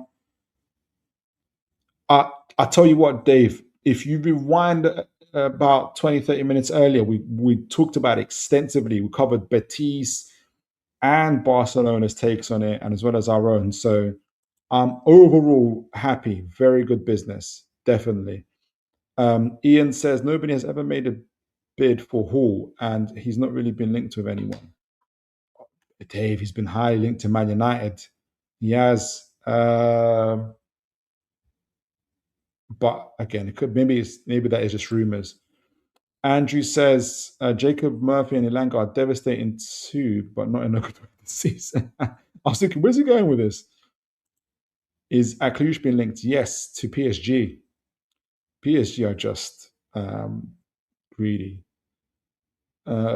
Absolutely greedy. All right, so let's compare Savinho and let's compare Abde Azil. And it kind of reveals a little bit about when I did this, about they kind of potentially represent two different ideas for Newcastle going forward. And you'll see what I mean. Let me know, guys, if have we broken the 21 likes record? That'll be good. Not 21 likes, 20 likes. All right, so Abde is more of an elite, and this is taken from Data MB and his scouting reports as well, compared to Savinho's scouting reports and Data MB. Obviously, this is looking at Abde, his metrics within the system of Real Betis, not Barcelona. Savinho, just looking at his metrics for City in the 24-25 season, and the scouting reports that we've just read. So Abde, Real Betis, obviously elite transition winger, plus isolation dribble, 90 percentile carries and dribbles, very similar to Savinho. Major jump into 17 GA plus, thrives in attacking space, best in aggressive vertical systems. In the context for Betis, Real Betis are a heavily transition team compared to Newcastle. We do transition, but Betis are more heavy into it than us. So he's had to be way more of a transition, an outlet. Think of ASM when he played for us. More freedom to attack isolated fullbacks and less positional structure than City, right? Savinho, elite combination winger, which you have to be playing for a high position team at City, even though they had less possession when he played for them. Strong associative play and rotational intelligence, high level positional discipline, better in tight spaces and controlled spaces. So when you're facing low blocks, and developed inside Guardiola's positional system. So City and Girona context. So extreme, if you compare both of them, extreme possession dominance, structured, and Girona is obviously the team that he played for, Savinho, within the City group. So they both got very similar ways of playing: extreme possession dominance, structured positional rotations, and less transitional responsibility. So that's the conditions that Mr. Savinho has been playing under for last 3-4 years. Key context. So neither profile directly mirrors neither of their player profile directly mirrors Newcastle's current system. Abde in the heavily transitional team, Savinho in a heavily possessional team. Newcastle are trying to find the balance of somewhere in between, but they're highly physical and highly press inside. Abde is more transition and chaos creator in the system that he's playing in. Savinho is more possession and system manipulator. So Abde, and I kind of also asked, what would it look like in a 4-2-3-1? How would they work out? Because that could be the formation that Newcastle are trying to evolve into. And in that sort of formation, the best fit would be Abde. Why? Because explosive carry and transition, direct runner behind defenses, and better suited to chaotic and high tempo games. He's very aggressive in 1v1 threats that fits Howe's attacking style. Potential impact. He can replace Gordon's verticality. He adds the unpredictability of his dribbling and maintains transitional threat. Savinho, best fits in the 4-2-3-1. So Abdi's in the best fit for in the current system versus 4-2-3-1. So excuse me, messed up a little bit. Abdi's in the best fit in Newcastle's current system, the way we play at the moment. Whereas Savinho is better if Newcastle evolve into a 4-2-3-1 system that we've talked about, with a double pivot and a man up front and the two outside forwards. Why? Because he's got cleaner combination play. We've seen some of that especially against West Ham and Brighton. A better positional manipulation, stronger instruction possession, which Newcastle have in that formation, and he's better rotational intelligence. Potential impact. He helps Newcastle control games, which is what Newcastle really need. Enhances possession dominance, and he's better against deep blocks. So if you compare them, if you do a direct comparison between both of them in verdict and recruitment decisions, so Abde versus Savinho. So in the category of transitional threat, who's the winner? Abde. In the category of 1v1 dribbling, draw. This is where I combine the metrics. In combination play, Savinho. When it comes to possession system, Savinho. When it comes to chaos and directness, Abde. When it comes to a fit in the current Newcastle system, as we saw this season, Abde. When it comes into a future or potential 4-2-3-1 fit, Savinho. Ceiling, who's got the higher ceiling? Savinho. Who's got the greater immediate impact? Abde. So you guys let me know who you would go for. Would you? Because who would be the player that you would go for? Because they both represent two different sides to what Newcastle can be. If Newcastle United stay transition heavy, then Abde is the man. He's the better direct replacement to Gordon compared to Mr. Savinho for the reasons that we just talked about.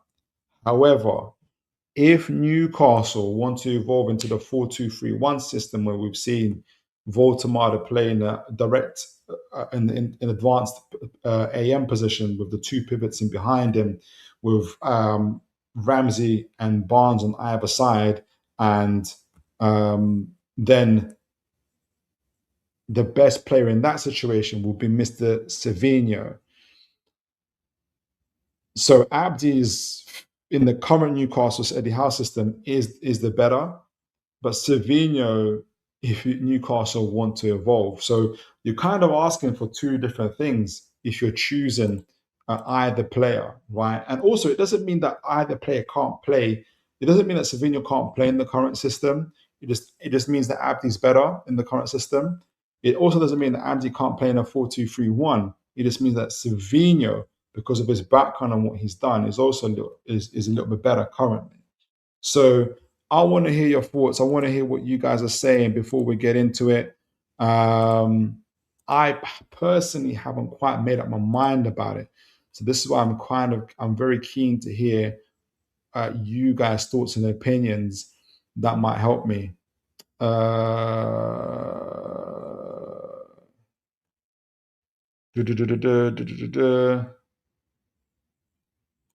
Dave says, Flip, I'll remind when we finish. I came in late and missed the chat. No problem, Dave. No problem at all.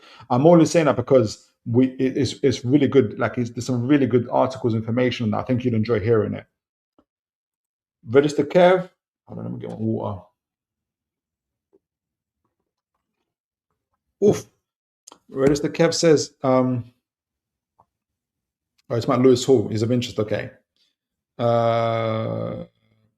Thank you for that, James. James says, Abde will still be my option, or Nusa.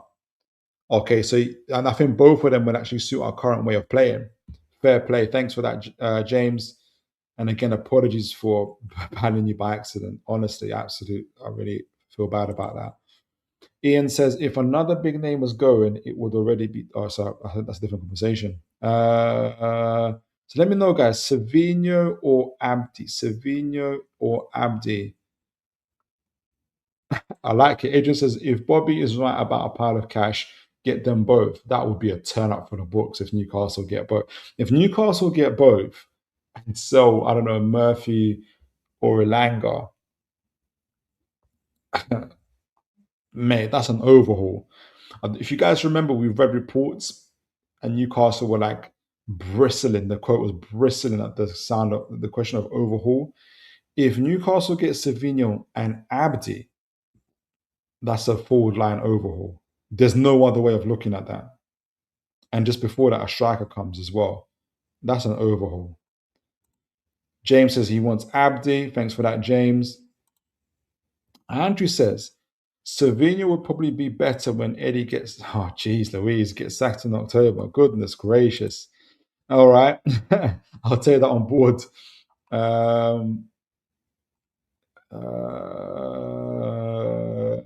Here we go. Robojog says Savinho is unjustifiable for me, regardless. Is Abdi an alternative option or no?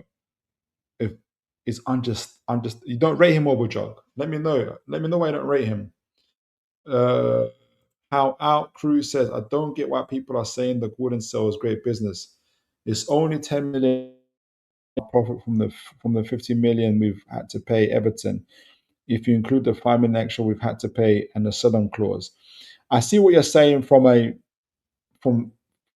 that in terms of the financial money that's gained from that Howe Crew.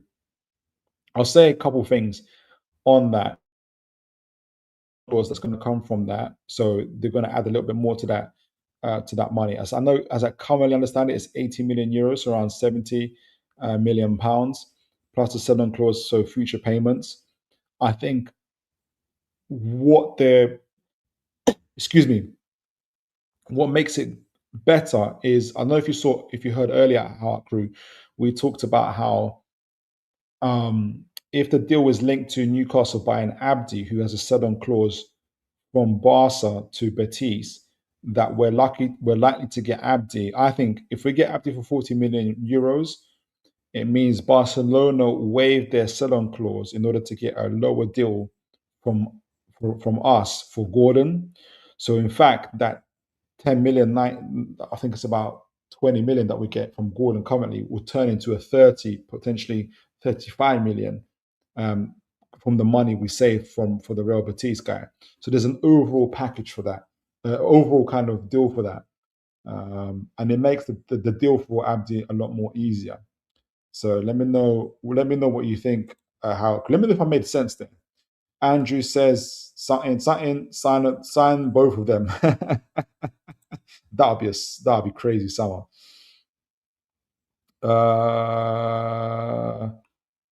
James says you're not having either Kev back off our boy.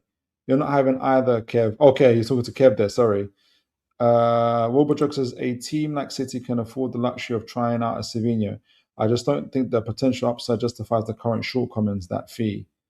Fair play. I can understand where you're coming from on that. And we do need to hit the road running, to be honest, for Newcastle. Dave says Savinho, we need to be more tactical than just speed. Oh, so you're going for Savinho? Yes, okay. We need to be more tactical than just speed. Yeah. So we need that combination play, that ability to control the ball and manipulate with the ball. Yeah, I understand it absolutely.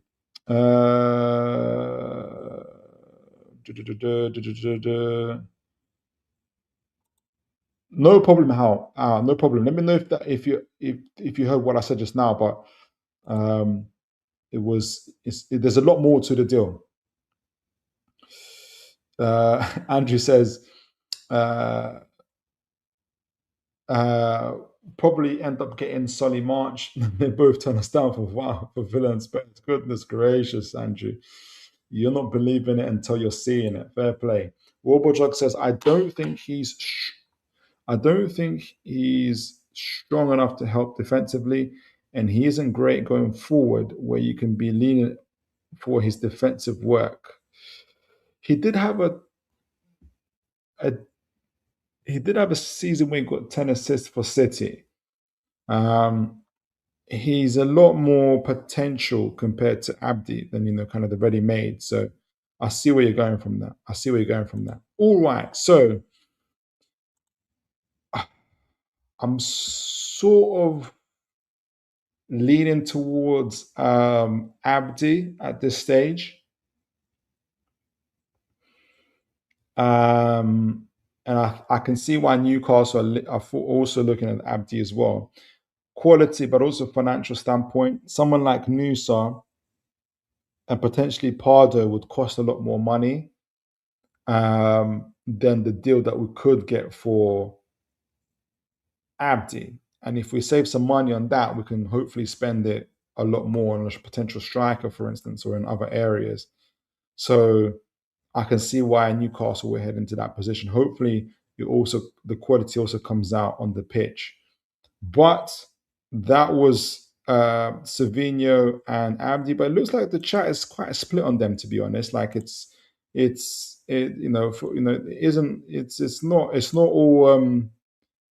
all one-way traffic whatsoever.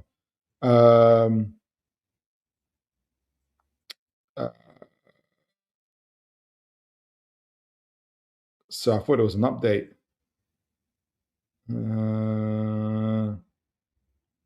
No, there isn't. I thought it was an update on X. So I'm going to go for Abde at this stage.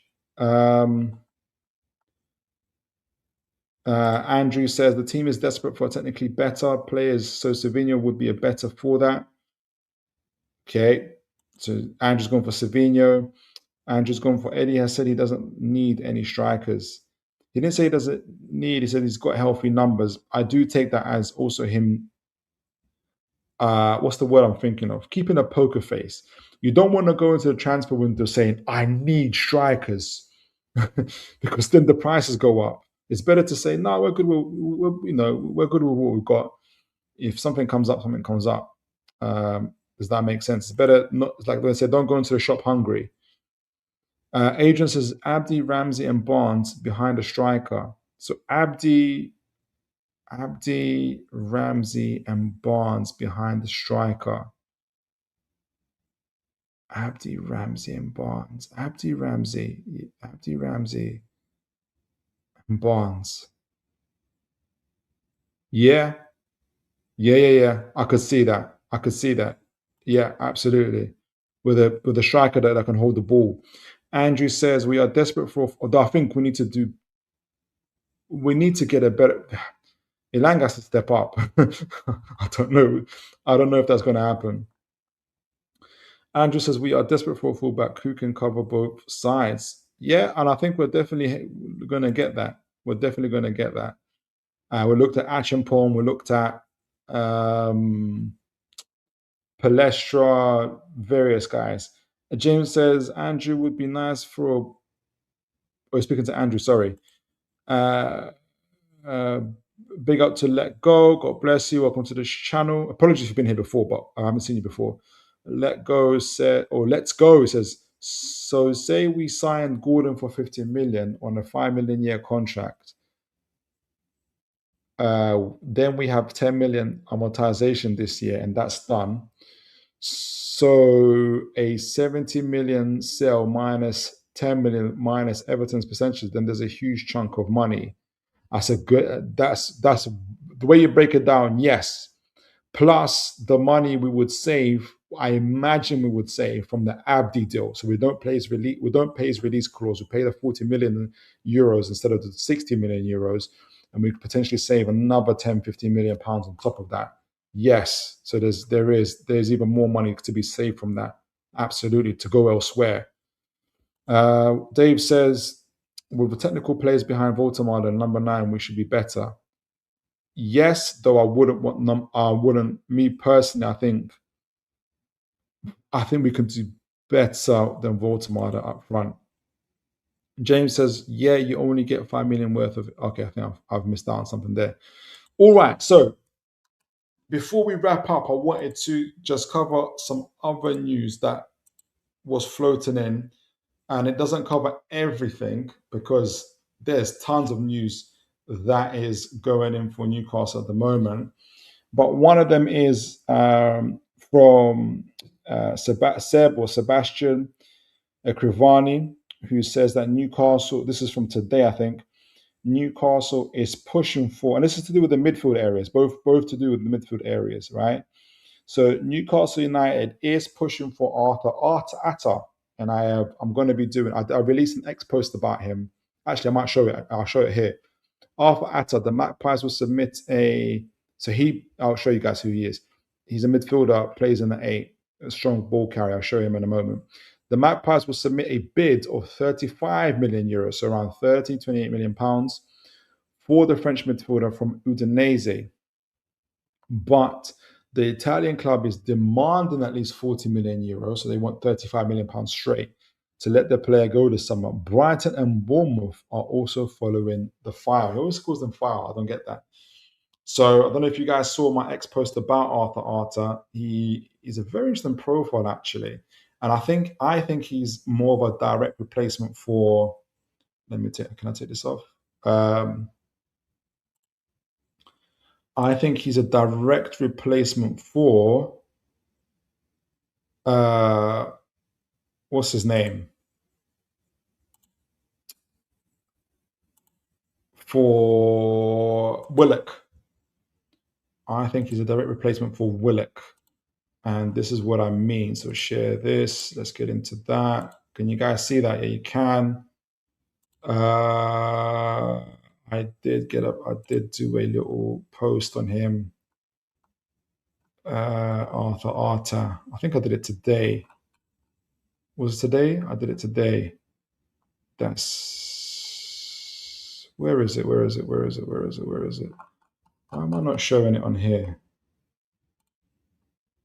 Why is it not showing? So look, I wanted to show a quick profile pic thing of him because I did it on. Where is it? Yo, where is my Arthur Atta scouting profile? Oh, here we go. Is that him? No, that's not him. That's Andrews. Where's my Arthur Atta scouting profile? Yay. Where is my Arthur Atta scouting profile? Where is it? Where is it?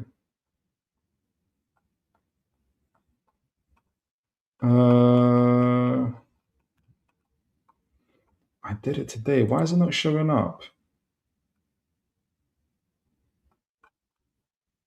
Hold on. Let me find it. I wanted to talk about the midfield area because it looks like obviously we're making you guys saw Lamine Kamara there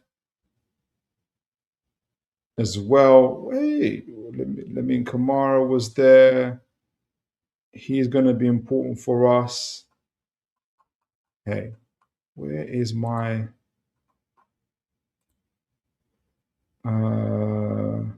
this is the posts. What happened to my Arthur Atta? Maybe okay. That is disappointing. I wanted to show it off to you guys. Let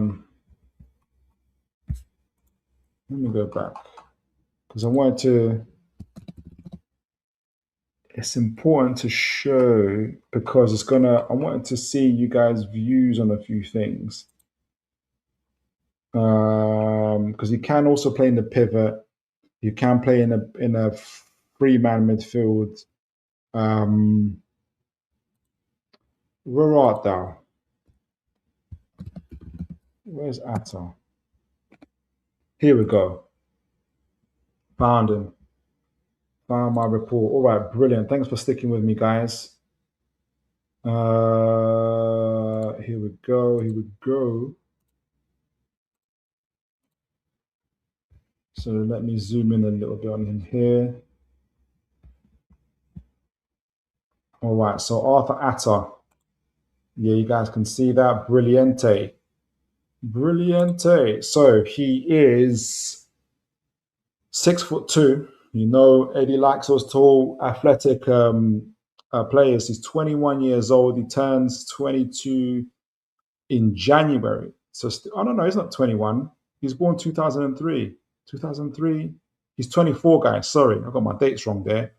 He's 24 years old. Newcastle apparently are bidding for him. He's currently on 13,000 euros in wages weekly, all in. So a lot of space to maneuver there for us. He is French born, with mixed dual heritage of France and Benin. His main positions are in defensive midfield and central midfield areas. So again, I think this is for Willock, to be honest, either for Willock or for Tonali. I suspect Willock, even though early reports from Mark Douglas said that Lamine Camara is there for Willock. Other positions, he's a box. The other thing, other positions is a box-to-box midfielder. It's very similar to Ramsey in that sense as well. Currently plays for Udinese before he played for Metz as well.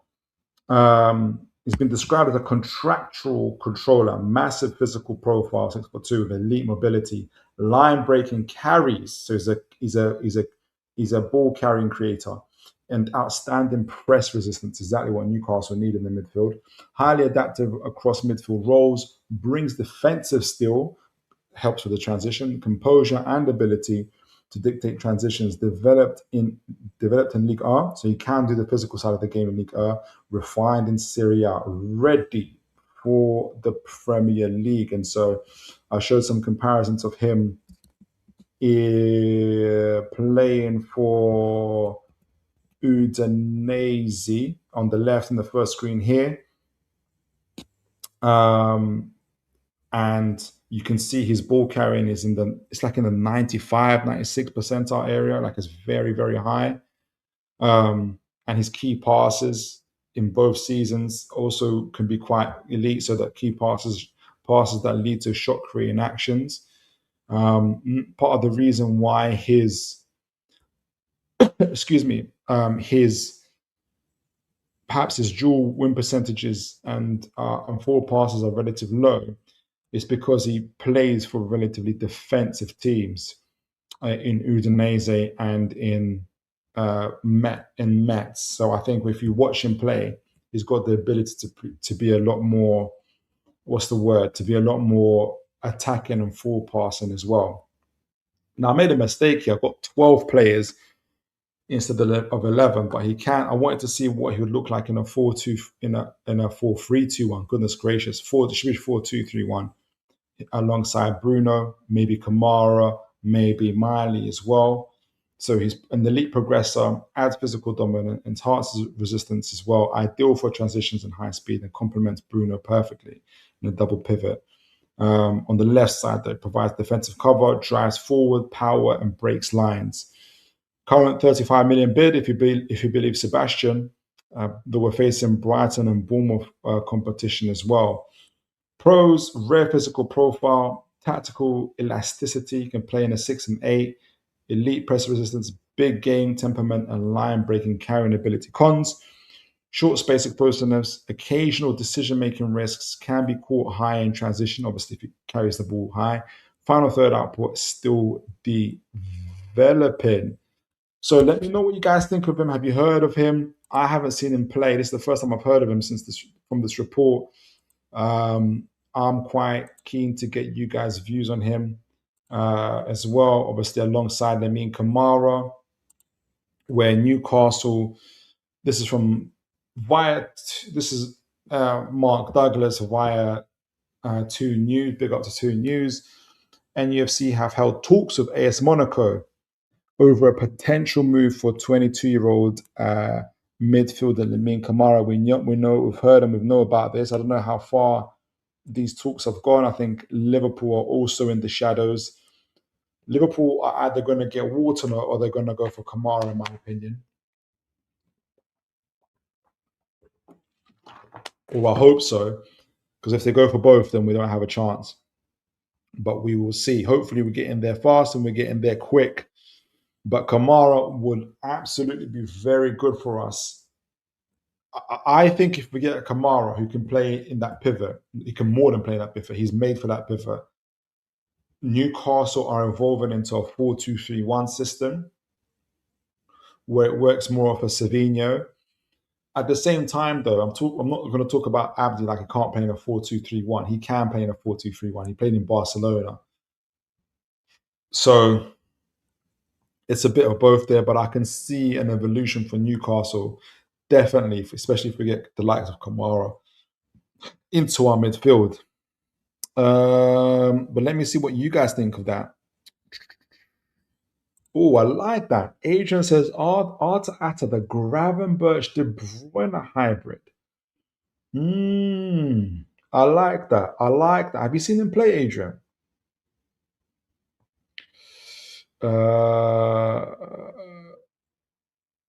James says 42 or 42 watching Anthony Gordon Barcelona transfer video. It's a bit of a joke. Watch it later. Okay. I'll have a look at it. Thanks for that, James.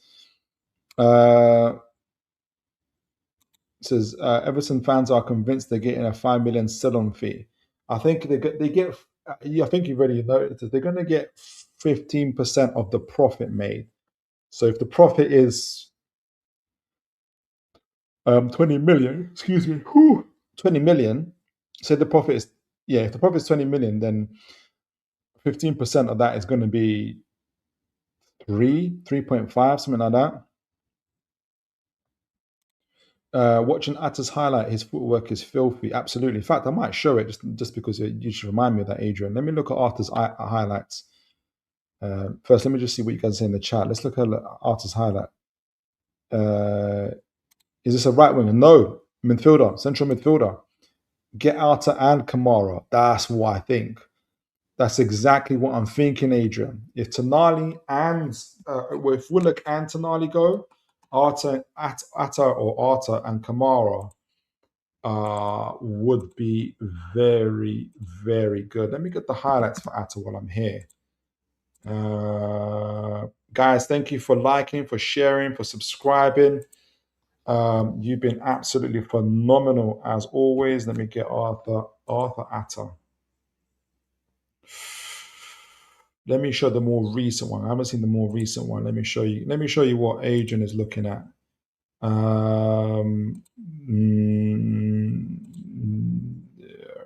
we go. Share the screen instead. Here we go.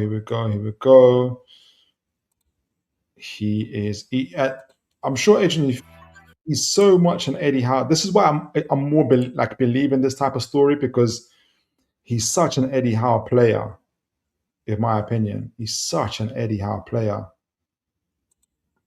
So let's go for it. Let's see what they say in here. Atta, 24 years old, French Benin citizenship. Currently plays at Udinese. Previously played for Met. 6'2", 6'1". Elite ball carrier. Key passer as well. Unique. There it is. There's that strength. The guy even tried to pull him off. Goodness gracious, he's got some. He can really ride challenges there. Incredible agility. He's some really good some really good dribbling. I see what you're saying. I watched a Brazilian Brazil scout. I was impressed then, and this is really good. This is his ability to carry the ball. Natural ball carrier. This is him on the right hand side rather than the left hand side as well. He's also he's more of a profile of Willock in terms of ball carrier than Ramsey. Let me ask you something, Adrian and others. If we're playing a double pivot, right, the two pivots, and you got the advanced AM, right? Who would you rather have, Voltemada or Arthur Atta behind the striker? So in front of the two pivots, but behind the striker.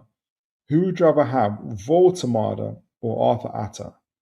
Because for me, what I'll choose Arthur Atta. I need to see him more back. Well, I actually have seen him back to goal, and he's very good. Physicality, agility, strength. You know he's good with the physical because he's played in France, Ligue 1.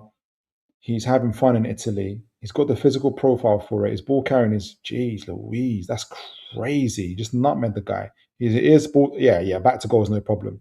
Back to goal is absolutely no problem. It's no problem. Back, yeah, he's fine. Yeah, he's fine. Back to goal is no problem.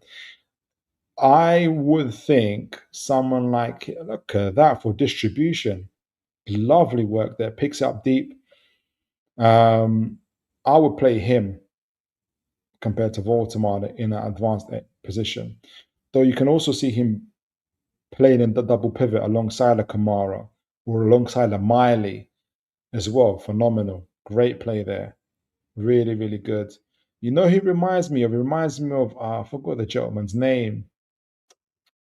Former Man City player, plays for Dortmund now. I forgot his name. His ball carrying, you can see why his ball carrying is elite in the 90 percentile, right? Oh, first touch. Oh, reverse pass. Brilliant. That's why his key passes, that's why his passes lead to shots like that. It's because of his disguised passes. He opens up the play. So that's how he breaks lines, through his dribbling. Oh, lovely. Goodness gracious. I hope this is true. I hope that our bid for him is true. Over the top as well. Lovely ball. Collects it on the left. Oh, geez. Ramsey's going to have his work cut out with this guy. Oh, no, he's gone for that. Reverse. He's gone for it. Oh, that deserved the goal. That deserved the goal. Oh, he's done it again. His drop of the shoulder is really good. Strength, back to goal again. He's not having it. Yeah. Look, he's looking good to me. He's looking good to me. Let me know what you guys are thinking. If we go on Atta and Kamara in for our midfield for Tonali and Willock, I'm not saying it's like direct quality for quality replacements, because it's going to take time to integrate into the team, to the squad, into the city and the Prem. But there's some really good stats, scouting profiles for him there as well. I'm impressed. James says Atta be around 8 to 20 million for midfield. I think it's coming in for 30, 35 million. Dave says get him and Willock gone. James says Davis, come on. Oh, he's talking to Dave there. Adrian's right. We need to boost the midfield. Bruno's going to be knackered after the World Cup. He is. You're absolutely right about that. James says, so it's more of a 10 star. He has low numbers, but he's got very good assist margins. Yes. And I wonder if that's because he's playing for a relatively defensive team from what I've seen some of the metrics. Andrew says, I don't know much about him as I concentrate mainly on obscure leagues.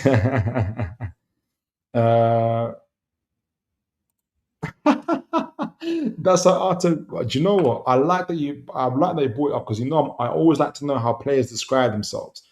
If that's how he describes himself, because you get the mindset of the player when he steps onto the pitch, how they view and what they want to do. Because if you're saying, what did he say? De Bruyne and who hybrid? I forgot what he said. Who, De Bruyne and somebody else hybrid. Because if you're a mix of De Bruyne, you're looking at passing range, powerful on the ball. Absolutely.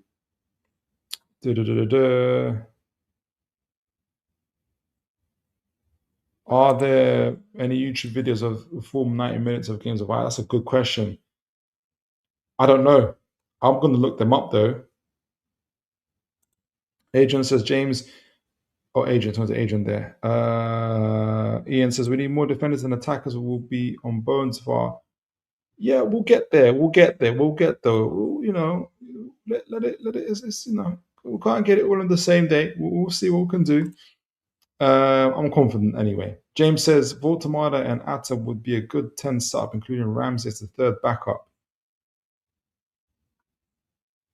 Potentially, though, I think Voldemort will be lost at sea. I think Atta will be fine by himself.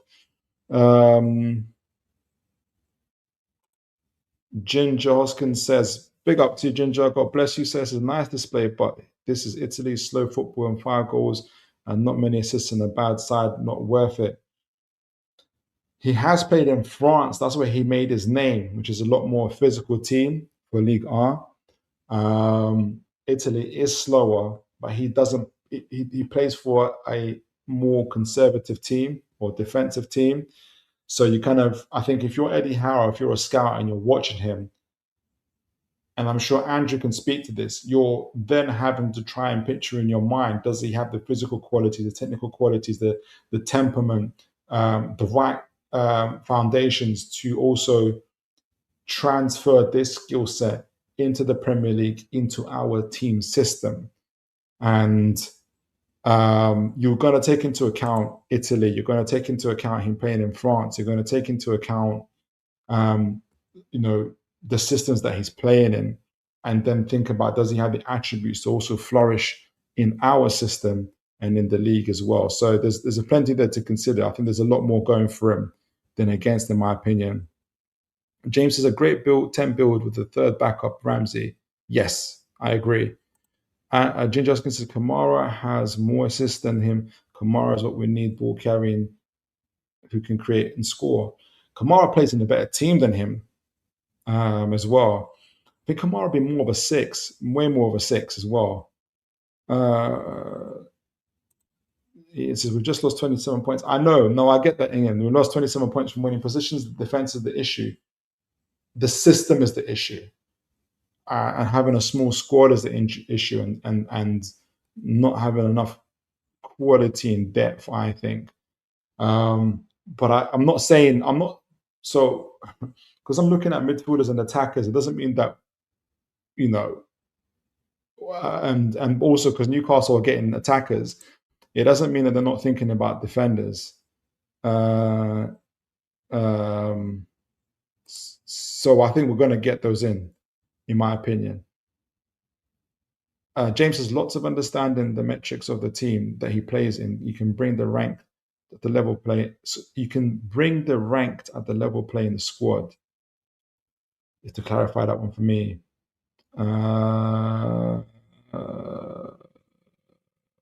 And we've got how out cruises Kamara, probably going Liverpool. I hope not, but I hear it. We better not do what we did last summer, going for players traditional giants go for. We'll get called rejected FC again. Having a small name manager doesn't help. I reject the idea of we can't go for players that big teams are going for. And in terms of Kamara, anybody who's watched this channel but also follows Newcastle have been tracking Kamara for about 3 to 4 years. Newcastle have been tracking Kamara for about 3 to 4 years. So it's not that Liverpool are looking at him and Newcastle decided, yes, we're going to look at him too. Newcastle have looked at him and said, we like him, we're going to go for him. We can't control what other teams do. And we can't just drop everything just because another bigger team's looking for them, because you just never know what happens. I think we're trying to move quick. We're trying to move fast. We've got that Gordon money, or at least on paper, and we're just ready to spend. You've seen bids for Arthur.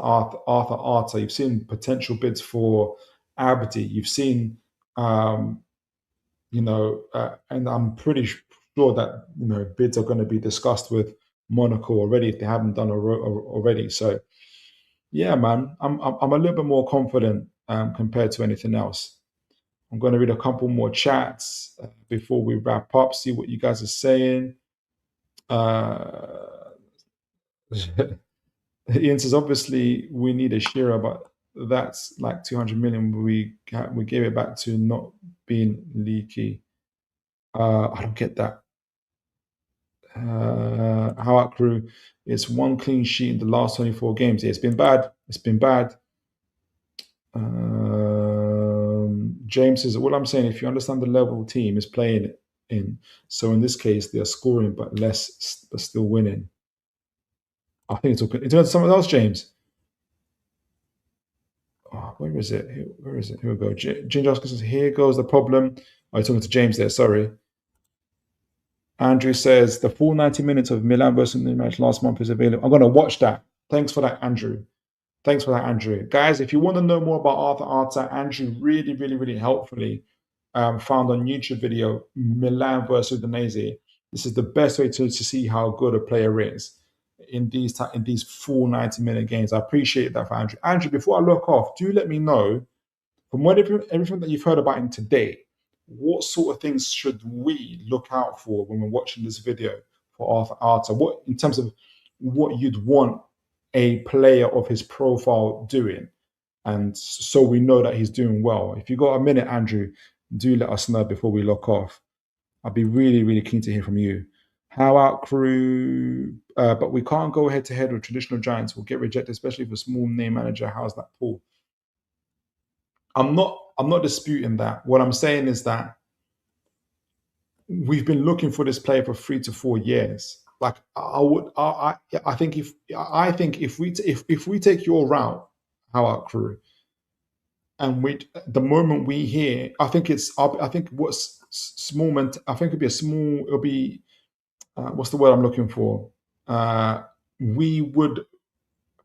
You said you called Howe a small manager. I think we'd have a small club mentality if every time a club we perceive as bigger than us is in for a player that we're looking for. We wouldn't have got Sven Botman when AC Milan were interested, because AC Milan are bigger than us.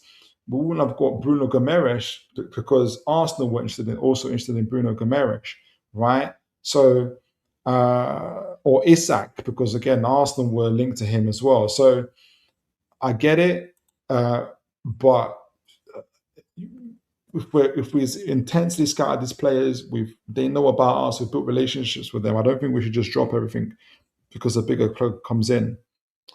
Hopefully, we've got replacements and alternatives and options. Jajoskin says, Philip, do fans forget Bunce knows Kamara trained with him? That's a very good catch, actually. Not catch, excuse me. What's the word I'm looking for? That's a very good detail to remember. Yes, Bunce would have played with Kamara. He would have he was a sports scientist at Monaco. Yes, that's a very good point. So we've got connections there. Andrew says, I'll try to send you the link, Philip. Thank you, Andrew. Let me know what I should look out for. Let me look at what in a player like him, where I know that he's whether I know he's a good player or he's doing well. Ginger Hoskin says, he's talking to Ian there. Sorry, talking to Ian. They did have a bad season, yes, or an average season. I don't know what they typically get. How out cruises last summer can't happen again. We were laughing stock getting rejected FC all over again. No, we just I don't know if you saw the report. We literally just saw why it's not the summer again. We just sold Gordon in less than 48 hours. I'm sure this is the biggest sell so far of the transfer window, and Newcastle made it. Like, if we handled the Isak situation like this, our summer last year would have been very good. For me personally, how out crew, we have started, hopefully, and we'll finish the same way, very differently compared to what we've been doing. And for all the folks that have been following the show, Newcastle have been on the front foot strategically and operationally when it comes to the transfer window for a while now. Ginger Hoskin says, Philip, Atta is worth about 12 million. Sorry, go look up his base value. 5 goals, 3 assists. Italy means you hold no value. We are looking for a cam with 10 plus goals and assists. We can't do projects. That's your view. I hear what you're saying. That's your view. I'm going to have a look at him in this full 90-minute video that Andrew has brought up, and we'll get some more takes on him.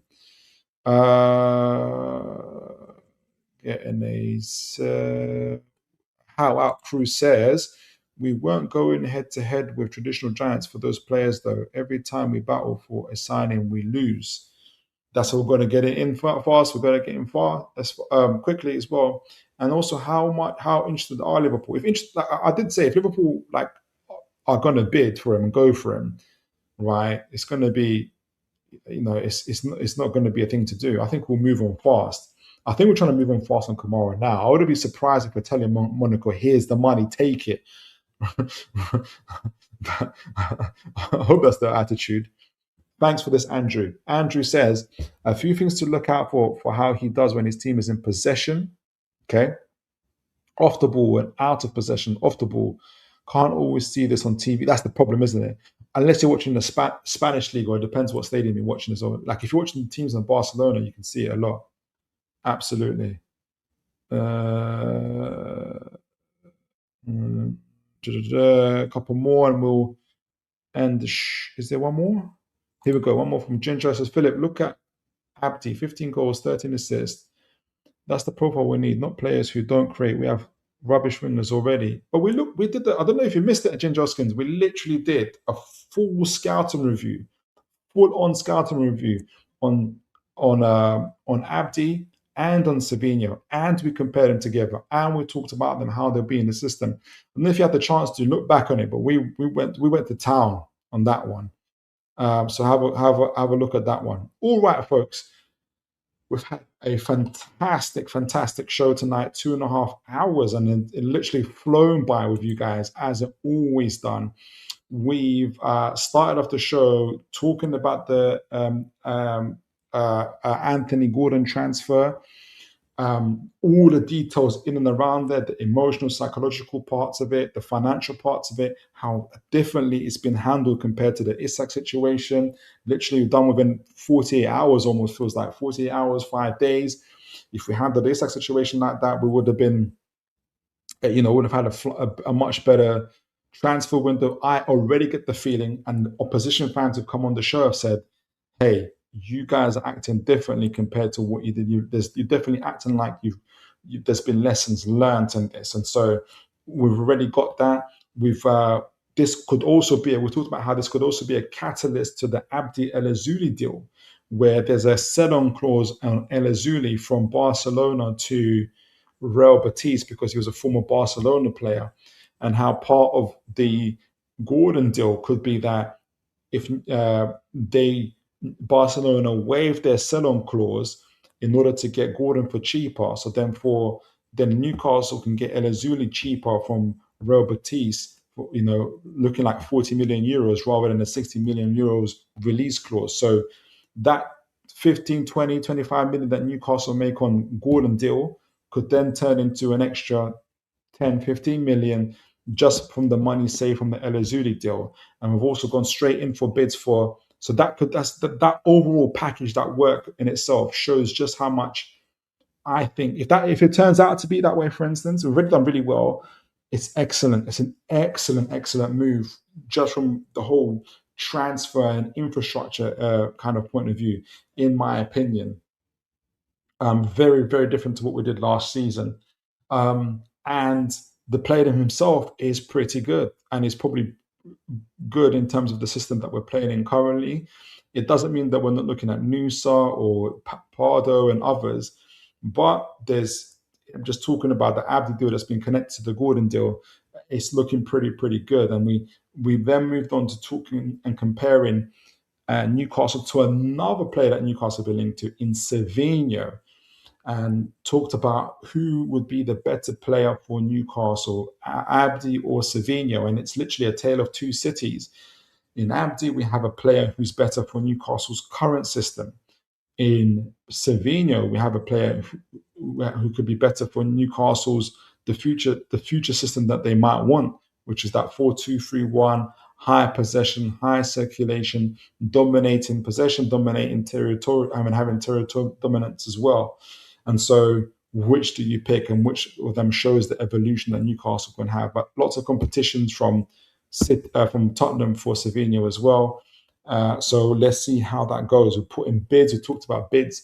We've also made bids for if you listen to Sebastian, we put in bid for Mr. Atta, who looks very impressive. I'm looking forward to watching that 90-minute video of him playing from Udinese, playing against AC Milan. But he looks strong, athletic, incredible. His metrics for ball carrying are phenomenal. He is an elite level ball carrier. Wherever he's played in Metz and for Udinese. So I'm looking forward to seeing that. And I hope the bid is true. If the bid is true, it's also very likely that either Willock or Tonali are ready to go. I would say Willock more than Tonali because Tonali is the bigger deal financially. But we've also seen a lot of big conversations between Man United and Newcastle for Tonali. So let's see how that goes. Maybe we've gone a lot more further behind the scenes than before. If we sell Tonali now as well, or Willock or whoever now in the next 3, 4, 5 days, Newcastle are moving very, very fast. We want to see replacements in as well, but it's looking very, very positive. Also, Newcastle have also put in a bid. And speaking of defenders, people talking about defenders, right? We did a show on Vieri, that was last show, but Newcastle have also allegedly, it's been claimed, put a bid for Vieri from Grêmio in Brazil. I think 14 million euros there as well. So just to let people know about that. But we've also talked about Kamara. Newcastle are in intense talks with Monaco over Kamara. He would be a game changer for Newcastle United for sure. So let's see, could we be replacing Willock and Tonali for the likes of Arthur, Atta, and Kamara? Could be a good deal. Abde for Gordon could be a good deal. What does it mean? I want to be able to do. That's the big question going forward. But as always, folks, you guys have been phenomenal. You've been liking, sharing, subscribing, commenting, adding much valued substance as you always do. I really hope you guys have enjoyed the show. I'm looking, like I said, I'm going to continue doing the 2 shows over the off-season period. There's too much to talk about. I'm considering doing a 3rd show as well, but I will do the 2 shows. I'll also be covering other teams going forward as well because I want to keep an eye on our opposition. But guys, wherever you are, whatever you're doing, make sure you look after each other. And as always, folks, God bless you all.